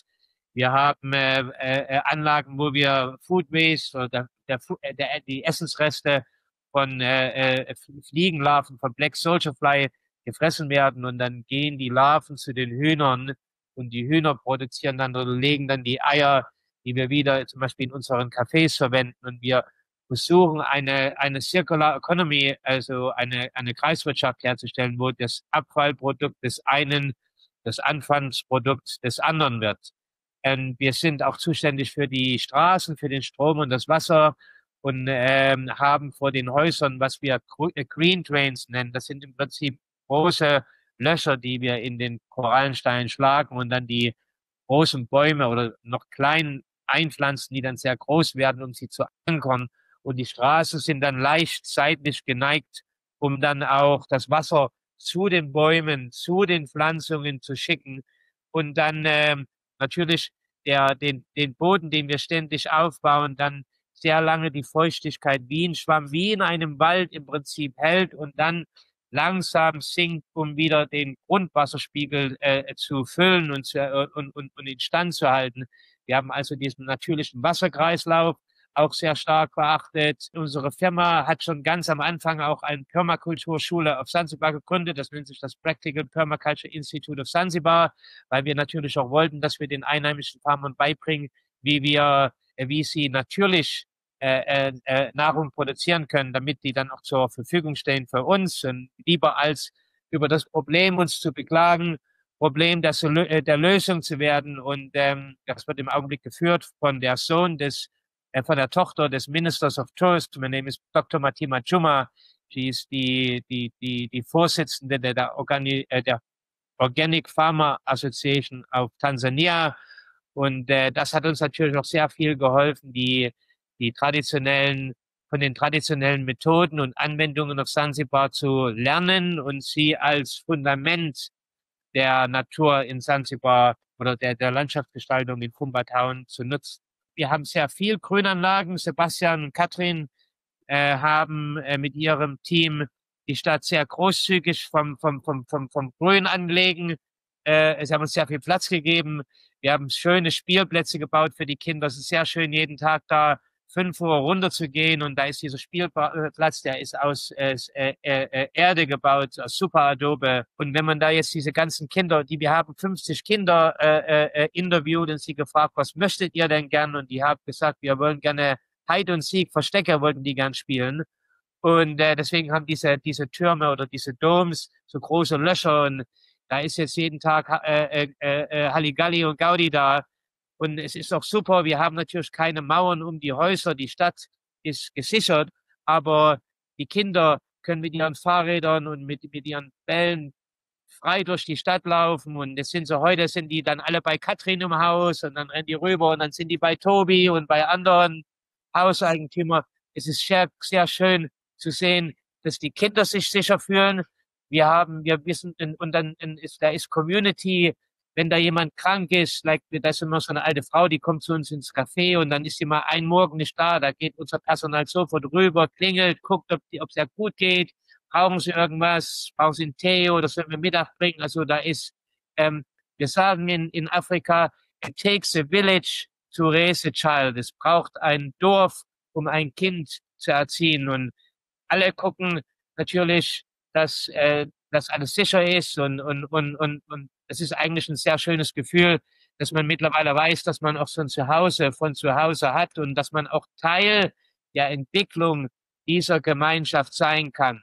Das ist ja alles im Aufbau und deswegen sind meine Frau und ich auch sehr viel und so aktiv involviert. Wir wollen natürlich gerne in einer Community leben, die sich gegenseitig füreinander sorgt, die guckt und unterstützt und Part der Lösung am Ende ist. Es ist also nicht, dass ihr da nur in eurem Haus sitzen müsst sondern ihr dürft rauskommen, ihr dürft mit Teil des Designs werden. Deswegen betreiben wir auch diese 2 Cafés, Quattro Queno Chill und Quattro Queno Play. Da sind wir ja ständig mit unseren Kunden in Kontakt und dann sagen die, Mensch, die Jugend, die ist gelangweilt, wir brauchen jetzt einen Basketballcourt oder wir brauchen da noch einen Pool oder wie sieht's denn jetzt aus mit einem Community Garden und das ist im Prinzip eine sehr aktive Gestaltung. Das ist jetzt nicht alles schon bis zum Ende durchgeplant und dann kann man da nichts mehr dran verändern, sondern das wächst natürlich wie die Landschaft in Fumba. Und das Schöne ist natürlich hier in dem tropischen Klima, dass alles relativ schnell wächst, wenn ihr euch mal da die Landschaft anschaut auf den Bildern. Und wir haben die ersten Bäume vor 8 Jahren gepflanzt und einige von denen sind jetzt schon bis zu 30 Meter hoch. Diese Jackfruit- oder Mango-Bäume, die brauchen ja, wenn die nicht veredelt sind, brauchen die ja 7 Jahre, bis die das erste Mal Früchte tragen. Und die Jackfrucht dann aber für 500 Jahre jeder Baum bis 1,5 Tonne Früchte pro Saison. Und da wird natürlich die Ernte in Zukunft da werden riesige Mengen sein und da können wir uns dann auch noch zusammensetzen und sagen, okay, wie will denn jetzt die Gemeinschaft, was wollen wir denn damit machen? Es sind da ein paar Mütter, die da vielleicht trocknen und einkochen oder ein paar Rentner, die da gute Rezepte haben oder sich ausprobieren wollen und wir freuen uns auf euch hier in Fumba und wir freuen uns auch auf die Ideen, die ihr habt. Da wird noch jede Menge gebraucht, vor allen Dingen in den Services und Ideen und wie Sebastian sagt schon, wir stehen jetzt am Anfang der Stadt und da liegen hoffentlich noch hunderte Jahre, also nicht ich, aber der Stadt vor sich. Und ja, Ribosana. Franco, super, vielen Dank. Der Insiderwitz ist ja der, warum gibt es in Sansibar Besen nur mit Plastikstielen und nicht mit Holzstielen? Wenn du einen Besen kaufst für deine Wohnung, weil würdest du den vor der Türe stehen lassen, ein paar Wochen und kommst wieder zurück, wachsen irgendwelche Früchte dran. Ne? Deswegen brauchst du einen Besen mit Plastikstiel. So. Also es ist wirklich, du kannst eigentlich in Sansibar einen Zweig abbrechen vom Baum und irgendwo reinstecken in die Erde und dann wächst irgendwas dran. Und wenn der Franco dann natürlich noch was macht, dann geht's noch mal schneller. Genau. Alles klar. Ne? Und das ist eigentlich das, was uns so gefällt, weil als ich erstmal mit Corinna da gewesen bin, hat die Corinna mir nach 10 Minuten gesagt, hier kriegst du mich niemals hin, ich werde niemals nach Sansibar ziehen. Jetzt lacht sie hier neben mir, oder? Aber weil man teilweise wirklich schon erbärmliche Hütten am Rand sieht, ne? Also wie einige so wohnen. Aber wenn man dann dort ist, dort wohnt und lebt und man mitbekommt, die Leute haben teilweise noch irgendwo in ihrem Village ein ordentliches Steinhaus und haben sich da noch irgendwo eine Holzhütte an den Straßenrand gezimmert, weil sie da besser ihre Kokosnüsse verkaufen können und weil es auch nicht so teilweise stört. Aber die Leute sind halt satt. Und das ist ein Unterschied. Das heißt, die Menschen auf Sansibar, auch wenn sie vielleicht in einem Haus wohnen, wo wir sagen, da möchte ich jetzt als Deutscher nicht drin wohnen, aber die sind satt, sie haben keinen Hunger, weil sie halt genügend zu essen finden. Und das schafft ja aus meiner Sicht auch ein gutes Klima zwischen den Einheimischen und uns jetzt als Ausländern dort. Ich bin also auch in Sansibar noch nie nach Geld gefragt worden oder gebettelt worden oder sowas wie vielleicht, also wird man in Deutschland mehr nach Geld auf der Straße mittlerweile gefragt, als vielleicht in so einem Land, ne? Weil das Land eben wirklich viel Nahrungsmittel produziert. Übrigens mal an euch alle eine Frage, die habe ich ja auch gelesen. Gibt es Lebensmittel, also kann sich Sansibar selber versorgen oder ist Sansibar auf Lieferung von Nahrungsmitteln von außen angewiesen? Und Wasser ist auch noch so eine Frage. Vielleicht kann ich mal ganz kurz was zur Nahrung sagen und ich nehme an, Dr. Jenny kann da nachher noch ein bisschen mit dazugeben. Es ist natürlich sehr schön, dass du hier auf der Straße oder an den Seiten von den Straßen hast du viele Stände, wo die Leute direkt von ihren Bäumen die Früchte verkaufen.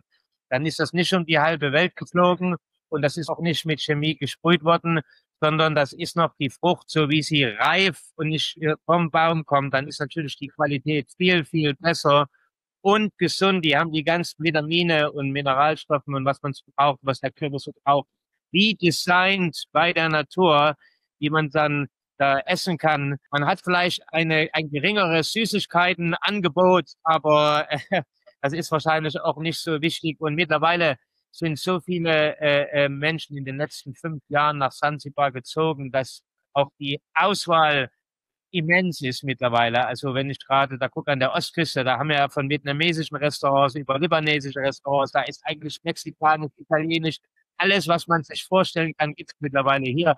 Das war vielleicht damals in 2010 war ich ja mal zum ersten Mal, da war das noch nicht so, aber mittlerweile ist das also, glaube ich, alles. Das Wasser ist natürlich, kommt direkt aus aus dem Bohrloch von uns, direkt aus dem Ressource, aus dem Boden. Und es ist natürlich sehr gesund. Das Wasser ist, das lebt. Die Information ist noch in dem Wasser. Das ist also nicht sterilisiert und sondern und das 10. Mal recycelt, sondern das kommt direkt von den Quellen, wird dann von unseren Kunden benutzt und danach gereinigt, wieder in die Landschaft rein, damit es im Prinzip wieder durch den Stein durch, mit Mineralen angereichert, in die Wassernetzen geht und wir es dann wieder rausbekommen. Klasse, super. Sehr schön, vielen Dank, Franco.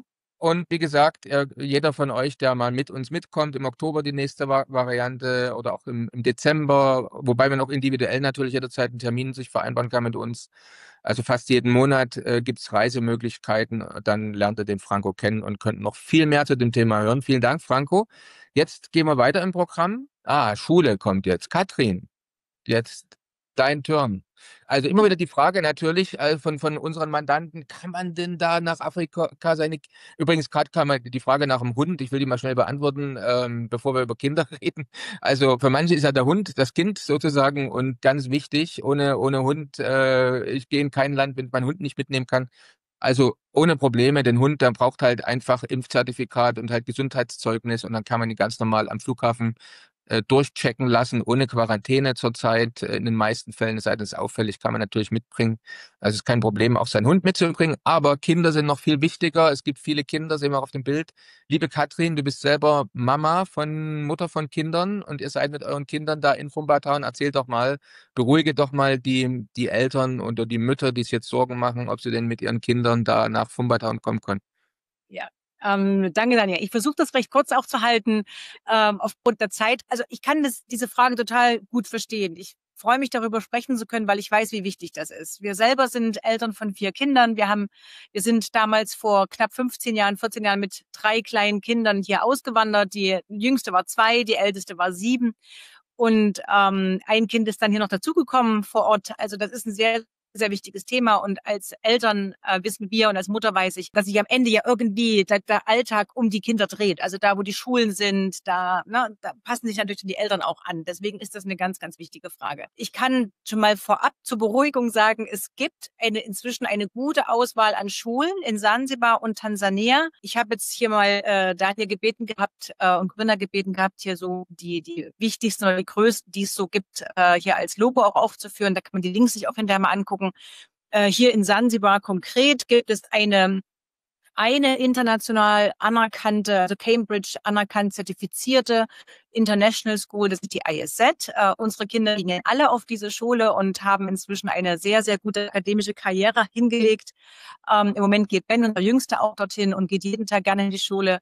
Es ist eine ganz entzückende Schule, die ungefähr 180 Schüler hat, von Preschool ab 3,5 nehmen die, glaube ich, bis hoch zur 13. Klasse. Die machen das A-Level.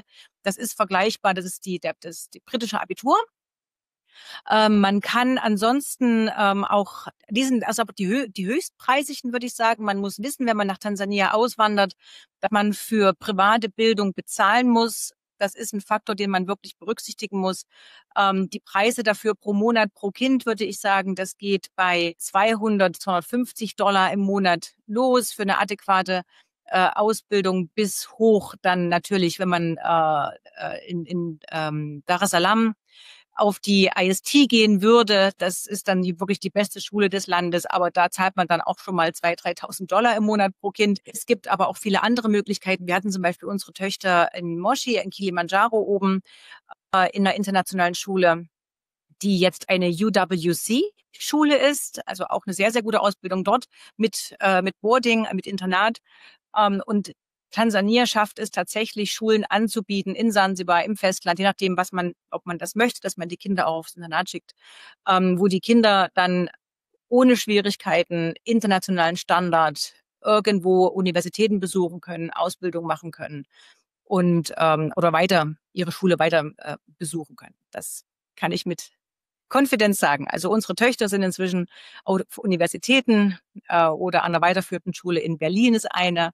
Und Ben besucht gerade die 3. Klasse hier in der ISZ. Vielen, vielen Dank, liebe Katrin. Und wie gesagt, wenn jetzt hier noch Eltern Fragen zu dem ganzen Thema haben, schreibt sie gerne rein. Entweder haben wir nachher noch Zeit, darauf einzugehen. Ansonsten gibt es dann schriftlich die Antwort auf der Webseite. Vielen, vielen Dank.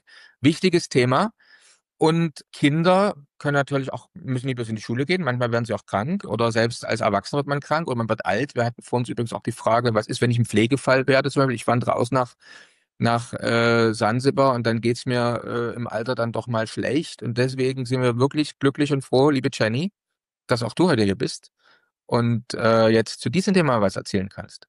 Wie ist die medizinische Versorgung? Muss man sich Sorgen machen? Gibt es Krankheiten, denen man nicht nach Sansibar kommen sollte? Das wären jetzt so Themen, die unsere Gäste hier interessiert.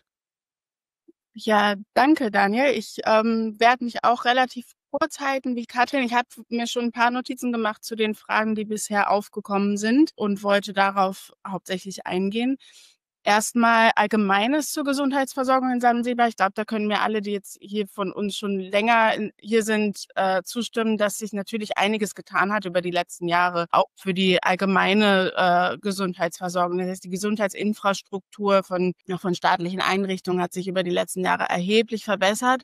Aber natürlich ist es in vielen Bereichen doch noch sehr anders und als das, was wir aus Deutschland gewohnt sind. Und das ist auch einer der Gründe, warum wir in Urban Care bei uns hier relativ breit aufgestellt sind. Also man kann sich das vorstellen, so ein bisschen wie eine erweiterte Gemeinschaftspraxis der Allgemeinmedizin. Wir haben hier Zahnärzte auch bei uns an Bord. Wir haben ein Labor bei uns vor Ort und wir können eben auch Patienten als Inpatients, also stationär aufnehmen und versorgen Patienten auch bei sich zu Hause. Also machen selber Hausbesuche und arbeiten auch mit einer Pflege, mit dem sogenannten, der erste private Pflegedienst, sage ich mal, hier auf Sansibar zusammen. Das heißt, zu der ersten Frage, die ich mir vorhin aufgeschrieben hatte, da hatte jemand gefragt, wenn man als Rentner hier einwandert und dann Pflegefall wird, was dann? Es gibt's nicht wie in Deutschland staatlich organisiert, aber wie gesagt, es gibt's momentan eher private. Leute hier machen es generell,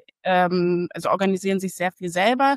Wir haben es eben jetzt auch gezogen mit einem privaten Anbieter, mit einer privaten Pflegerin, die kommt ursprünglich aus Italien, die hat hier ein Business aufgemacht, um eben den Bedarf auch mit abzudecken mit uns. Und das heißt, da können wir schon die Patienten zu Hause bei sich versorgen. Das wird dann von unseren Ärzten mit überwacht, damit die Patienten eben auch regelmäßig ihre Medikamente brauchen, die sie benötigen. Das heißt, im Prinzip ist es möglich. Dann war eine weitere Frage zur Krankenkasse, was es da gibt und ob es überhaupt Krankenkassen gibt, und die gibt es, und es gibt aber eine sehr breite Palette, und grob gesagt kann man sagen, es gibt internationale Anbieter, jetzt sogenannte Expat-Versicherungen, und auch nationale Anbieter hier vor Ort, die unterscheiden sich in ihrem Angebot, in dem Spektrum, was abgedeckt wird, und natürlich auch preislich. Und gerade bei den sogenannten Expat-Versicherungen gibt es tatsächlich eben auch ein Höchstalter. Und das muss man gucken. Das hängt dann von der Versicherung ab, die man abschließen muss. Und es gibt eben auch Anbieter, mit denen wir zusammenarbeiten, die verschiedenste Versicherungen verschiedenster Preisklasse unter sich haben. Das heißt, ich würde bei solchen Anfragen immer vorschlagen, sich mit diesen Personen, mit diesen Anbietern in Verbindung zu setzen, denn die können dann individuell gucken und Vorschläge machen, was es eben gibt als Angebot, und dann kann man sehen, was man braucht. Das hängt wahrscheinlich auch davon ab, wie viel man noch reist, wie viel Zeit man in Sansibar tatsächlich verbringt, und genau, das muss dann gesehen werden. Aber ja, also das erstmal als grober Überblick quasi zur medizinischen Versorgung. Wenn noch weitere Fragen kommen würden, dann würde ich natürlich gerne noch dazu ein bisschen reden, aber ich wollte es eher nicht so auf Urban Care nur lastig oder fokussiert haben. Da darf ich ganz kurz noch dazu fügen, und zwar zu diesem Thema, weil ich glaube, ich die Frage vorhin gesehen habe, ist, wenn man als ältere Mensch nach Sansibar zieht und wird ein Pflegefall, was passiert dann? Ich sag mal, Pflegestufe 1 und vielleicht Pflegestufe 2 nach deutschem Recht sicherlich hier noch zu handhaben. Da kann auch Urban Care und Jennys Team unterstützen. Ich glaube, alles, was eine größere Pflegestufe gerade benötigt, ist im Augenblick noch schwierig. Wir sind allerdings dabei in der Planung, eine weitere davon auch einer eurer Kunden mit einem Entwickler, der spezialisiert ist auf altersgerechtes Wohnen aus Köln, dem sie auch in diesen Markt investieren und Wohnraum zu schaffen, der auch gerade für Menschen, die vielleicht in der Zukunft, vielleicht nicht heute, aber in der Zukunft vielleicht eine gewisse Pflege benötigen, Alternative bietet, interessant zu wohnen. Aber natürlich die Betreuung, die man auch braucht, ne? Also wenn man ältere Menschen ist und braucht jemanden, der ihm hilft, vielleicht beim Einkaufen oder der hilft mal, die Wohnung zu wischen oder sauber zu machen oder auch einen einfach noch so unterstützt. Natürlich deutlich günstiger zu haben ist, als es vielleicht in Deutschland möglich ist. Also es ist auf jeden Fall für ältere Menschen auch eine großartige Möglichkeit. Wir wollen das noch weiter verbessern und sind da gerade dran, das zu planen. Und dann hat natürlich Jennys Klinik auch die nötige medizinische Betreuung zur Verfügung, direkt dann in der Nähe. Und ich glaube, es ist für ältere Menschen auch eine super gute Alternative. Und da können wir auch gerne intensiver drüber sprechen, wenn da jemand Interesse hat. Ja, klasse. Zum Thema Krankenkasse, wie gesagt, könnt ihr euch auch gerne an uns wenden. Also wir haben für Perspektive Auslandkunden einen Spezialtarif beim Anbieter Passport Card. Das ist also eine Krankenversicherung, eine weltweite. Da bekommt man, also die Krankenversicherungskarte sieht aus, es ist eine kleine Kreditkarte, eine Visa oder eine Mastercard gleichzeitig, mit der man direkt beim Arzt auch bezahlen kann. Ist günstiger als eine Privatkrankenkasse in Deutschland zum Beispiel und wie gesagt weltweit. Man kann sich da jederzeit auch eine Weltzone drauf buchen lassen. Also das ist eine Sache und da haben wir, wie gesagt, Spezialkonditionen auch für euch, wenn das für euch interessant ist. Aber gibt noch 1, 2, 3 andere Krankenkassen auch, zu denen wir da euch gerne beraten. Vielen, vielen Dank nochmal. Ja, jetzt sind wir gerade schon eigentlich an einem Thema. Der Sebastian hat gerade was erwähnt und zwar so eine Geschäftsidee auch von einem Kunden vielleicht so ein altersgerechtes Wohnen nach Sansibar zu bringen. Und generell ist das ja so ein Thema. So Business-Ideen würde ich jetzt mal so als letztes Thema, also Freizeit, Langeweile, Business-Ideen. Also was mache ich denn, wenn ich jetzt in Sansibar bin? Also es ist generell so, dass wir festgestellt haben, wenn wir da so mit Investoren reisen oder mit Plan B Auswanderer Freunden da hinkommen, das sprudelt teilweise so an Ideen, was könnte man da tun? Oder bei anderen kommt so die Idee, ja, wenn ich jetzt hier wohne, was mache ich denn dann den ganzen Tag? Also es gibt beides eigentlich. Und vielleicht können wir dazu noch mal was sagen. Also Freizeitangebot, Langeweile, Business-Ideen, kann ich eine Firma einfach gründen, was umsetzen? Wer kann denn dazu was sagen? Bevor ich selber was dazu sage, ist das natürlich auch noch. Ich kann natürlich vielleicht kurz was für die Freizeit mit der Freizeit erklären. Natürlich, achso, Katrin, willst du? Nee, bitte. Ich wollte kurz mit der Freizeit, ich meine, das ist natürlich sehr schön hier, dass man in der Natur ist und am Wasser. Also ich meine, da gibt es natürlich viele Dinge, die man am Wasser tun kann. Stand-up-Paddling, man kann fischen, man kann sehr gut spazieren gehen. Wir haben auch Sportanlagen, da ist ja jetzt schon das erste Gym eröffnet und wir schauen jetzt auch, dass wir in diesen Parks immer Elemente einbauen, wo man sich fit halten kann. Meditation, das ist Yoga, gibt schon. Die Dr. Jenny hatte da jetzt auch an dem letzten Festival letztes Wochenende an der Futopia. Da war, ich glaube, Yoga auf dem Dach oben und dann Meditation. Man kann natürlich auch sich die Sehenswürdigkeiten der Insel anschauen. Man kann im Garten arbeiten. Ich glaube, es ist sehr viel, das mit der Natur oder in Verbindung mit der Natur. Man kann die Einheimischen kennenlernen, man kann Swahili lernen. Ich glaube, da wird einem hier nicht langweilig. Genau, und Menschen in Fumba bieten auch immer mehr an, ne? Von Yogakursen über Training. Wir bauen eine Sportanlage jetzt. Ich glaube, es kommt demnächst eine Reitanlage nach Fumba. Auch Menschen also aus der Community, aus der Gemeinschaft kommen mit ihnen Ideen und wir als Entwickler sind immer bereit, diese Ideen, soweit wir können, zu unterstützen. Also das ist, was wir tun. Jobmöglichkeiten gibt es natürlich auch. Die Frage bekommen wir relativ häufig. Es gibt natürlich Jobmöglichkeiten, aber es ist natürlich nicht so einfach, weil auch einen Ausländer beschäftigen zu dürfen, gibt es bestimmte Limitierungen hier als Company, wie viele wir beschäftigen dürfen.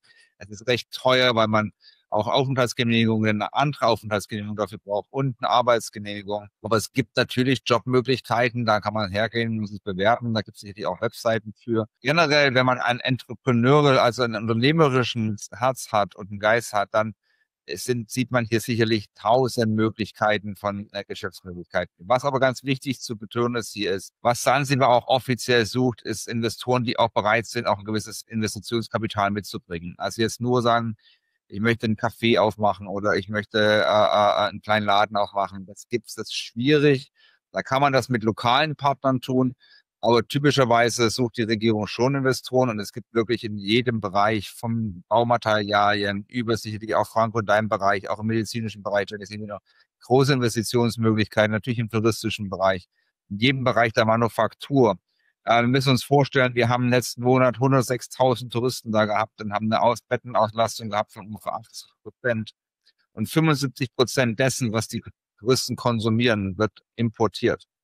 Das heißt, wenn ich hier nachhaltig gute Tomaten anbaue, wenn ich eine Landwirtschaft mache, ich habe einen deutschen Freund, der verkauft gerade Daniel, ich habe das noch da, der verkauft gerade seine Pilzfarm, ja, also ein 8.000 Quadratmeter Grundstück mit Pilzfarm und Unternehmenslizenz. Also wenn jemand Interesse hat, Pilze zu züchten, Hotels zu beliefern, habe ich gerade jemanden da, einen Freund mir, der in den Ruhestand geht, der das gerne verkaufen würde. Es gibt ja ganz viele Möglichkeiten in der ganzen Versorgung, in der ganzen Hotelindustrie. Und also wirklich in jedem Bereich. Wir sind gern dazu bereit, Ihnen da vielleicht Ideen zu geben und nicht Ideen zu geben, aber sagen, okay, was gibt es denn Möglichkeiten, was sind auch die Restriktionen? Daniel weiß es aber auch, sehr gute Beratung, kann er Ihnen das sicherlich helfen. Ich glaube, es ist wichtig, es nicht zu unterschätzen. Es ist nicht einfach, in Zanzibar Geschäft zu machen. Wir sind alle Unternehmer hier. Jenny ist Unternehmer, Franco ist Unternehmer, wir sind Unternehmer. Es braucht sehr, sehr viel Einsatz. Es braucht einen langen Atem und auch einiges an das würde ich auch mal so sagen. Es ist nicht einfach. Es gibt unglaublich unfassbar viele Möglichkeiten. Wir sind eine wachsende Stadt, ein wachsendes Land, eine wachsende Umgebung. Und natürlich, neben den, das vorhin schon gesagt, neben den tollen gerade Möglichkeiten in Zanzibar, gerade was mit Wassersport und Tauchen so zu tun, ist natürlich gleichzeitig auch das Fest näher Ostafrika, Südafrika um die Ecke mit der Gardenroute und so weiter und so fort, was man entdecken kann. Sehr, sehr einfach und sehr, sehr nah von Zanzibar. Und wenn man dann wieder mal extrem Shopping-Erlebnis braucht, ist Dubai auch nur 4 Stunden weit weg. Also wir sind wirklich sehr, sehr gut gelegen. Strategisch, das war auch immer der zentrale Anziehungspunkt von Zanzibar, ist eine extrem gute strategische Lage.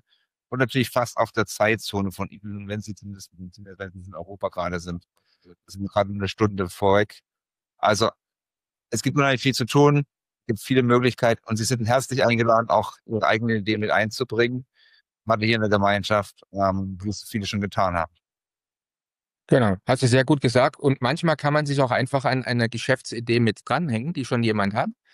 Ich glaube, die Anna wollte ganz kurz jetzt nochmal was zu ihrer Geschäftsidee sagen, weil du hast davon schon erwähnt, dass die Überlegung besteht, auch nicht nur das Thema Reiten, Pferdesport nach Zanzibar zu bringen. Ich glaube, die Anna wollte ganz kurz dazu mal ihre eine Seite vorstellen, weil wir natürlich auch jetzt hier vielleicht bei euch, der jetzt hier zuhört, gibt es vielleicht der eine oder andere, der sich auch dort mit einbringen möchte in das Pferdeprojekt von der Anna. Jetzt müssen wir es nochmal ganz kurz sehen. Mal sehen, ob es kommt. Hallo Anna, deine 5 Minuten. Ich nehme nicht 5 Minuten, ich nehme nur 30 Sekunden. Ganz einfach. Also die Idee ist, einen Ort zu kreieren. Ich habe es versucht, in einfach ein paar Bildern zu gestalten, der nicht nur den vielen Kindern in Fumbertown eine Möglichkeit bietet, sondern auch Familien, auch älteren Leuten. Das ist mir ein Herzensbedürfnis. Zum Beispiel, ich denke, das ist auch, haben wir auch schon viel gehört. Es gibt viele, die ihre Pension in Fumbertown verbringen wollen. Das heißt also auch wirklich einen Ort zu gestalten, wo man therapeutisches Reiten auch anbieten könnte, wo man sich auf verschiedene Sachen wie Burnout und Therapie für Kinder mit besonderen Bedürfnissen und so weiter fokussieren kann. Auch es ist sehr schwierig, Bilder zu finden von afrikanischen Kindern und Pferden. Und das ist auch was ich gerne ändern würde. Also das heißt, es wäre auch generell, die Idee ist ja nicht nur von mir, sondern es ist eine Gruppenidee schon in der Weise. Das heißt, es soll auch was wirklich mit der lokalen Bevölkerung zusammenstehen, sowohl mit Schulen und so weiter, als auch Berufe zu schaffen. Sattler zum Beispiel, das ist weswegen wir die Idee hatten, wir sagen es mal in den Perspektive Ausland-Kanal rein. Vielleicht kennt ja jemand von euch einen alten Sattler oder Hufschmied, der Freude daran hätte, sein Handwerk an die lokale Bevölkerung weiterzugeben. Das sind alles so Ideen, Konzepte. Einfach hier eine E-Mail-Adresse, wenn ihr jemanden kennt.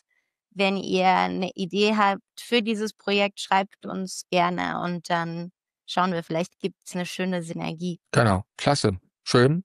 Haben wir auch das nochmal mit an der Stelle untergebracht. Wie gesagt, auch die Idee, was die Anna sagte, vielleicht auch Berufsbilder dort zu schaffen. Und wie gesagt, gesucht sind einfach noch ein paar Leute, die sagen, das wäre für mich ein Grund auszuwandern, mich dort mit einzubringen, ein paar Monate im Jahr mindestens dort mit vor Ort zu sein und dann in so ein Projekt reinzugehen. Vielleicht habt ihr auch ganz andere Ideen, was man noch machen kann. Also auch das können wir natürlich bei so einem Termin vor Ort in Sansibar am besten besprechen und die Termine, wann wir wieder in Sansibar mit einer Tour sind, hat ja die Anna schon ein paar Mal eingeblendet. Darf ich noch Ja. zwei kurze Beispiele dazu geben? Das ist mir ganz wichtig. Also gerade auch, weil Anna, ich finde es ganz, ganz toll, was du auch gesagt hast, dass man natürlich dann auch jemanden sucht, der dieses Handwerk, ja, oder diese Erfahrung auch weitergibt an die jungen Menschen hier in Sansibar, also Sattler und das ist auch ein Modell, was es sehr häufig gibt. Wir sind am Anfang gewachsen, auch also unsere Anfänge von Baton. Franco, du kannst dich an Josef erinnern, ne?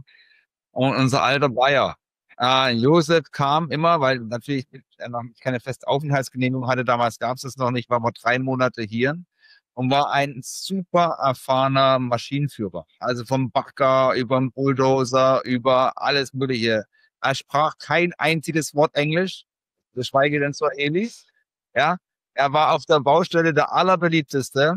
Ja, er konnte sich mit Händen und Füßen wunderbar mit den Leuten auf Hochbayerisch, Tiefbayerisch, keine Ahnung, wie man sagt, unterhalten. Alle haben ihn verstanden, alle wussten, was er wollte und hat unheimlich viel weitergegeben. Und war immer da. Er war der Erste auf der Baustelle und der Letzte abends weg. Dann hat er irgendwo im Dorf gewohnt. Die Kinder kannten ihn alle. Er ist im Dorf gewohnt, hat dort immer dann mit dem Fahrrad gefahren. Alle wussten, wenn Josef vorbeifuhr, die Kinder sind alle auf die Straße gestürmt und er hat allen Bonbons gegeben. Er hat es geliebt. Er hat es geliebt. Und er war jahrelang hier immer kurz, dann auch wieder in Deutschland, weil er auch seine Frau und seine Kinder dort hatte und hat aber dann wieder hier und hat unheimlich viel weitergegeben. Das Gleiche kenne ich aus Moschi von Köchen, deutsche Köche, die hier waren mal 3 Monate. Ja, und Franco auch in deinem Team, Leute ausbilden, weiterbilden, unterstützen. Dann ist wieder eine andere Küche da. Wir wussten immer damals, Anfang der 90er Jahre, Tansania, damals gab es wirklich noch keine Lebensmittel, also keine in den Supermarkt. Da war immer ein Koch da, ich glaube auch aus Frankfurt in Hessen. Der war 1,5 Jahre da. Wenn der da war in Moschi, war das Restaurant jeden Tag voll. Der hat dann Sachen gemacht, die gab es sonst nie. Ja, und das sind so Sachen, das kann man auf jeden Fall motivieren, gerade wenn wir das, was sie können, was wir können, auch an die Menschen weitergeben. So wie das auch versucht haben in den letzten 10 Jahren, hier mehr als 500, 600 Leute ausgebildet. Jenny macht das mit Franco macht das in seinem Team. Wir machen das hier. So, da gibt es unheimlich viele Möglichkeiten, Anna, und ich finde das eine super coole Idee mit der Fumba Ranch. Genau, also, und dann gibt's vielleicht nicht nur einen Hannoveraner, ne, sondern es gibt dann vielleicht auch mal einen Sansibarer oder sowas, sozusagen, weil, wie gesagt, auch das Thema, war ja ein Bild mit bei Annas Pitch-Slide, also auch Pferdezucht, ne, also alles so Dinge, die man da mal natürlich machen könnte, wo man den Leuten dort vor Ort beibringen könnte, dort auch sowas mit anzuschubsen. So wunderschön, dann freuen wir uns jetzt auf noch ein paar Fragen am Ende. Bevor ich es allerdings vergesse, noch mal eine Sache, und zwar, wir haben ja jetzt wie gesagt, nicht ohne Grund immer wieder gesagt, kommt am besten im Oktober schon mit nach Sansibar auf unsere nächste Reise, weil die Filetstückchen, also die schönsten Grundstücke, die schönsten Objekte sind natürlich jetzt bald vergeben. Also es gibt aktuell, ich glaube, noch 5 letzte Objekte also wie nennt man das, nicht mit mehr View, da gibt's natürlich mehr, aber direkt in der ersten Reihe, ne? Also wir haben noch 5 letzte Reihenhäuser und eins wollen wir noch mal ganz kurz an der Stelle zeigen. Da gibt's ja noch 2 oder 3, glaube ich, die verfügbar sind. Das müssen wir dann in der Aufzeichnung vielleicht schon rausschneiden, wenn sie dann doch schon weg sind. Also wer sowas gerne möchte, die Anna hat es gerade mal eingeblendet, Prime Sifron, da ganz rechts seht ihr das blau markierte. Gibt's offiziell nicht auf der Webseite, weil es, wie gesagt, nur noch 2, 3 Objekte gibt. Also im Prinzip, genau, wenn die andere nochmal ganz schnell zurückgeht, also wer sich wirklich dafür interessiert, weil da natürlich auch die höchste Wertsteigerung ist und die besten Renditen bei einer Vermietung oder eben beim späteren Verkauf, da ganz rechts dieses gelbe Quadrat, da haben wir, soweit ich weiß, noch ein Objekt, sagt die Corinna gerade, hat nachgeguckt.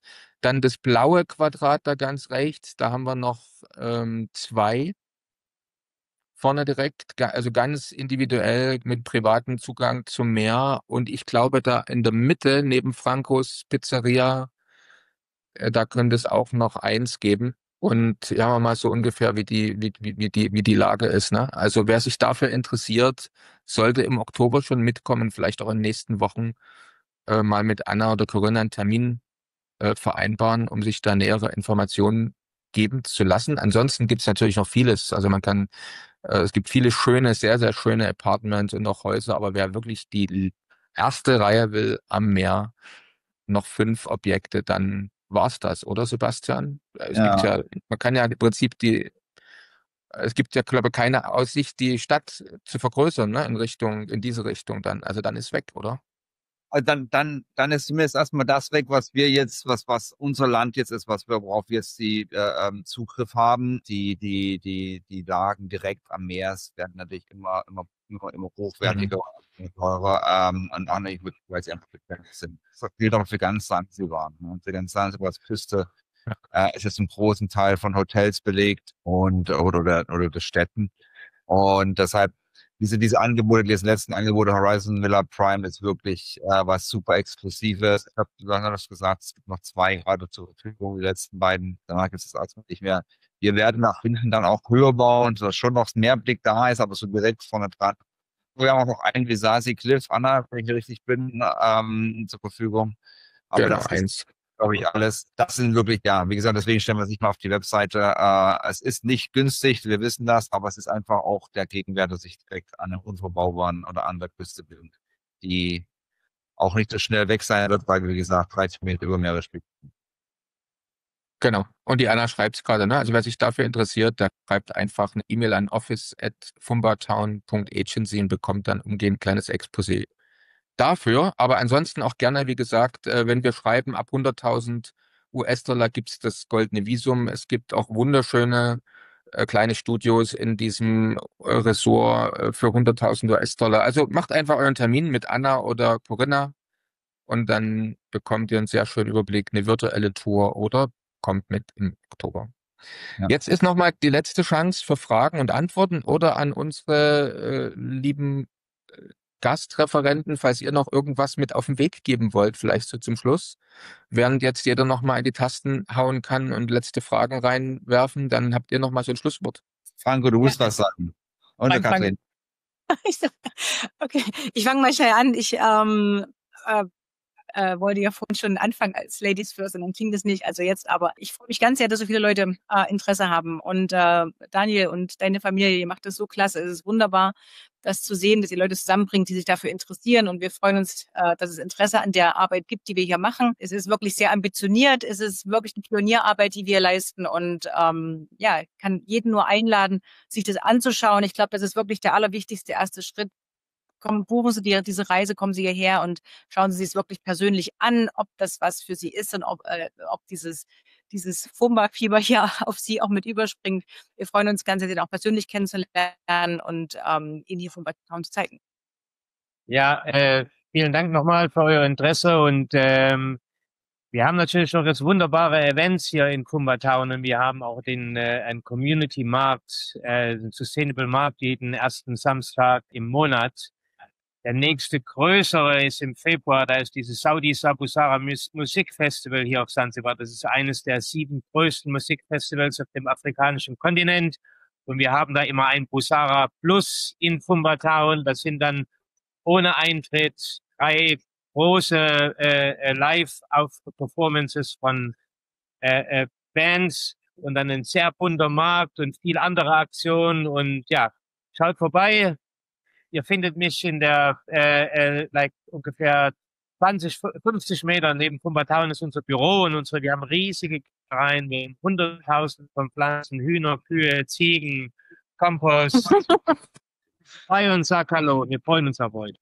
Ja, ich würde auch nochmal betonen, es macht einfach so viel Sinn, vorbeizukommen und sich das hier selber anzugucken. Gerade wo wir am Ende nochmal über eigene Ideen, Geschäftsideen geredet haben. Gerade wenn man hier ist und mit Leuten in Kontakt kommt, dann kommt man vielleicht nochmal zusätzlich auf Ideen und kann schon mal Kontakte auch lokal knüpfen. Und deswegen ist es immer besser, sich persönlich ein Bild von der Sache hier zu machen. Und falls es noch Fragen gibt, auch gerade gesundheitlich. Ich hatte vorhin meine E-Mail-Adresse in den Chat auch reingeschrieben. Das heißt, kann man mich gerne auch nochmal persönlich ansprechen und dann, kann ich dann nochmal auf einige Sachen mehr eingehen. Großartig, dann will ich mich dieser Einladung anschließen. Es ist total gut und wichtig, wenn Sie vorbeikommen, sich das anschauen. Das ist, denke ich, bei jeder Investition ganz wichtig. Fumbertown kennenlernen, uns kennenlernen. Für uns ist das ein ganz persönliches Projekt. Wir leben hier in Fumbertown, alle, die Sie hier sehen. Wir erzählen nicht nur von was, wo wir nicht leben. Wir leben in Fumbertown. Sie werden uns hier treffen. Wir arbeiten in Fumbertown. Wir sitzen gerade im Büro in Fumbertown. Und Jenny sitzt in der Klinik in Fumbertown. Und wir freuen uns auf Sie. Kommen Sie vorbei, schauen Sie sich's an. Wir haben, wie gesagt, Investitionsmöglichkeiten beginnen von 49.000, 55.000 Euro bis 500.000. Und für jeden ist was da. Die Möglichkeit, hier eine Golden Visa zu bekommen, mit der Sie eine Aufenthaltsgenehmigung haben. Eine Staatsbürgerschaft gibt es in der Form noch nicht. Wir werden aber sehen, wie sich das in den nächsten Jahren hier entwickelt. Es hat sich unheimlich viel entwickelt in den letzten 10 Jahren und wir freuen uns auf die nächsten Jahre, die kommen und sind gespannt auf all das, was passieren wird. Und ja, vielen Dank für Ihr Interesse, dass Sie heute Nachmittag uns zugehört haben. Ich weiß, es war wahrscheinlich sehr, sehr viel Information. Und ja, nochmal einen herzlichen Dank an Daniel, Anna und Corinna für diese großartige Organisation, die es zusammenbringen. Und ja, dann wünsche ich Ihnen allen ein schönes Wochenende und herzlich willkommen in Sansibar. Also, Sorry,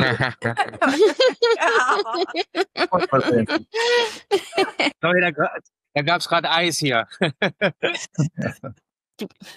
Die beste Werbung. Also, es sind immer noch 58. 58 Teilnehmer sind noch treu dabei geblieben. Also, wenn ihr noch Fragen habt, jetzt ist die letzte Variante, die letzte Möglichkeit, das zu tun. Ansonsten könnt ihr auch gerne im Nachgang natürlich noch per E-Mail Fragen schreiben. Thema Bankkonto. Also ein Bankkonto bekommt man, wenn ihr jetzt bei unserer Investorenreise dabei seid und mindestens eine Immobilie reserviert. Also ihr müsst auch noch nicht angezahlt haben. Es muss mindestens eine Reservierung erfolgt sein. Dann können wir für euch dort ein Bankkontoeröffnung organisieren. Allerdings, solange ihr noch nicht ein Visum, also eine Residenz auf der Insel habt, bekommt ihr das dann nur in Euro und Dollar.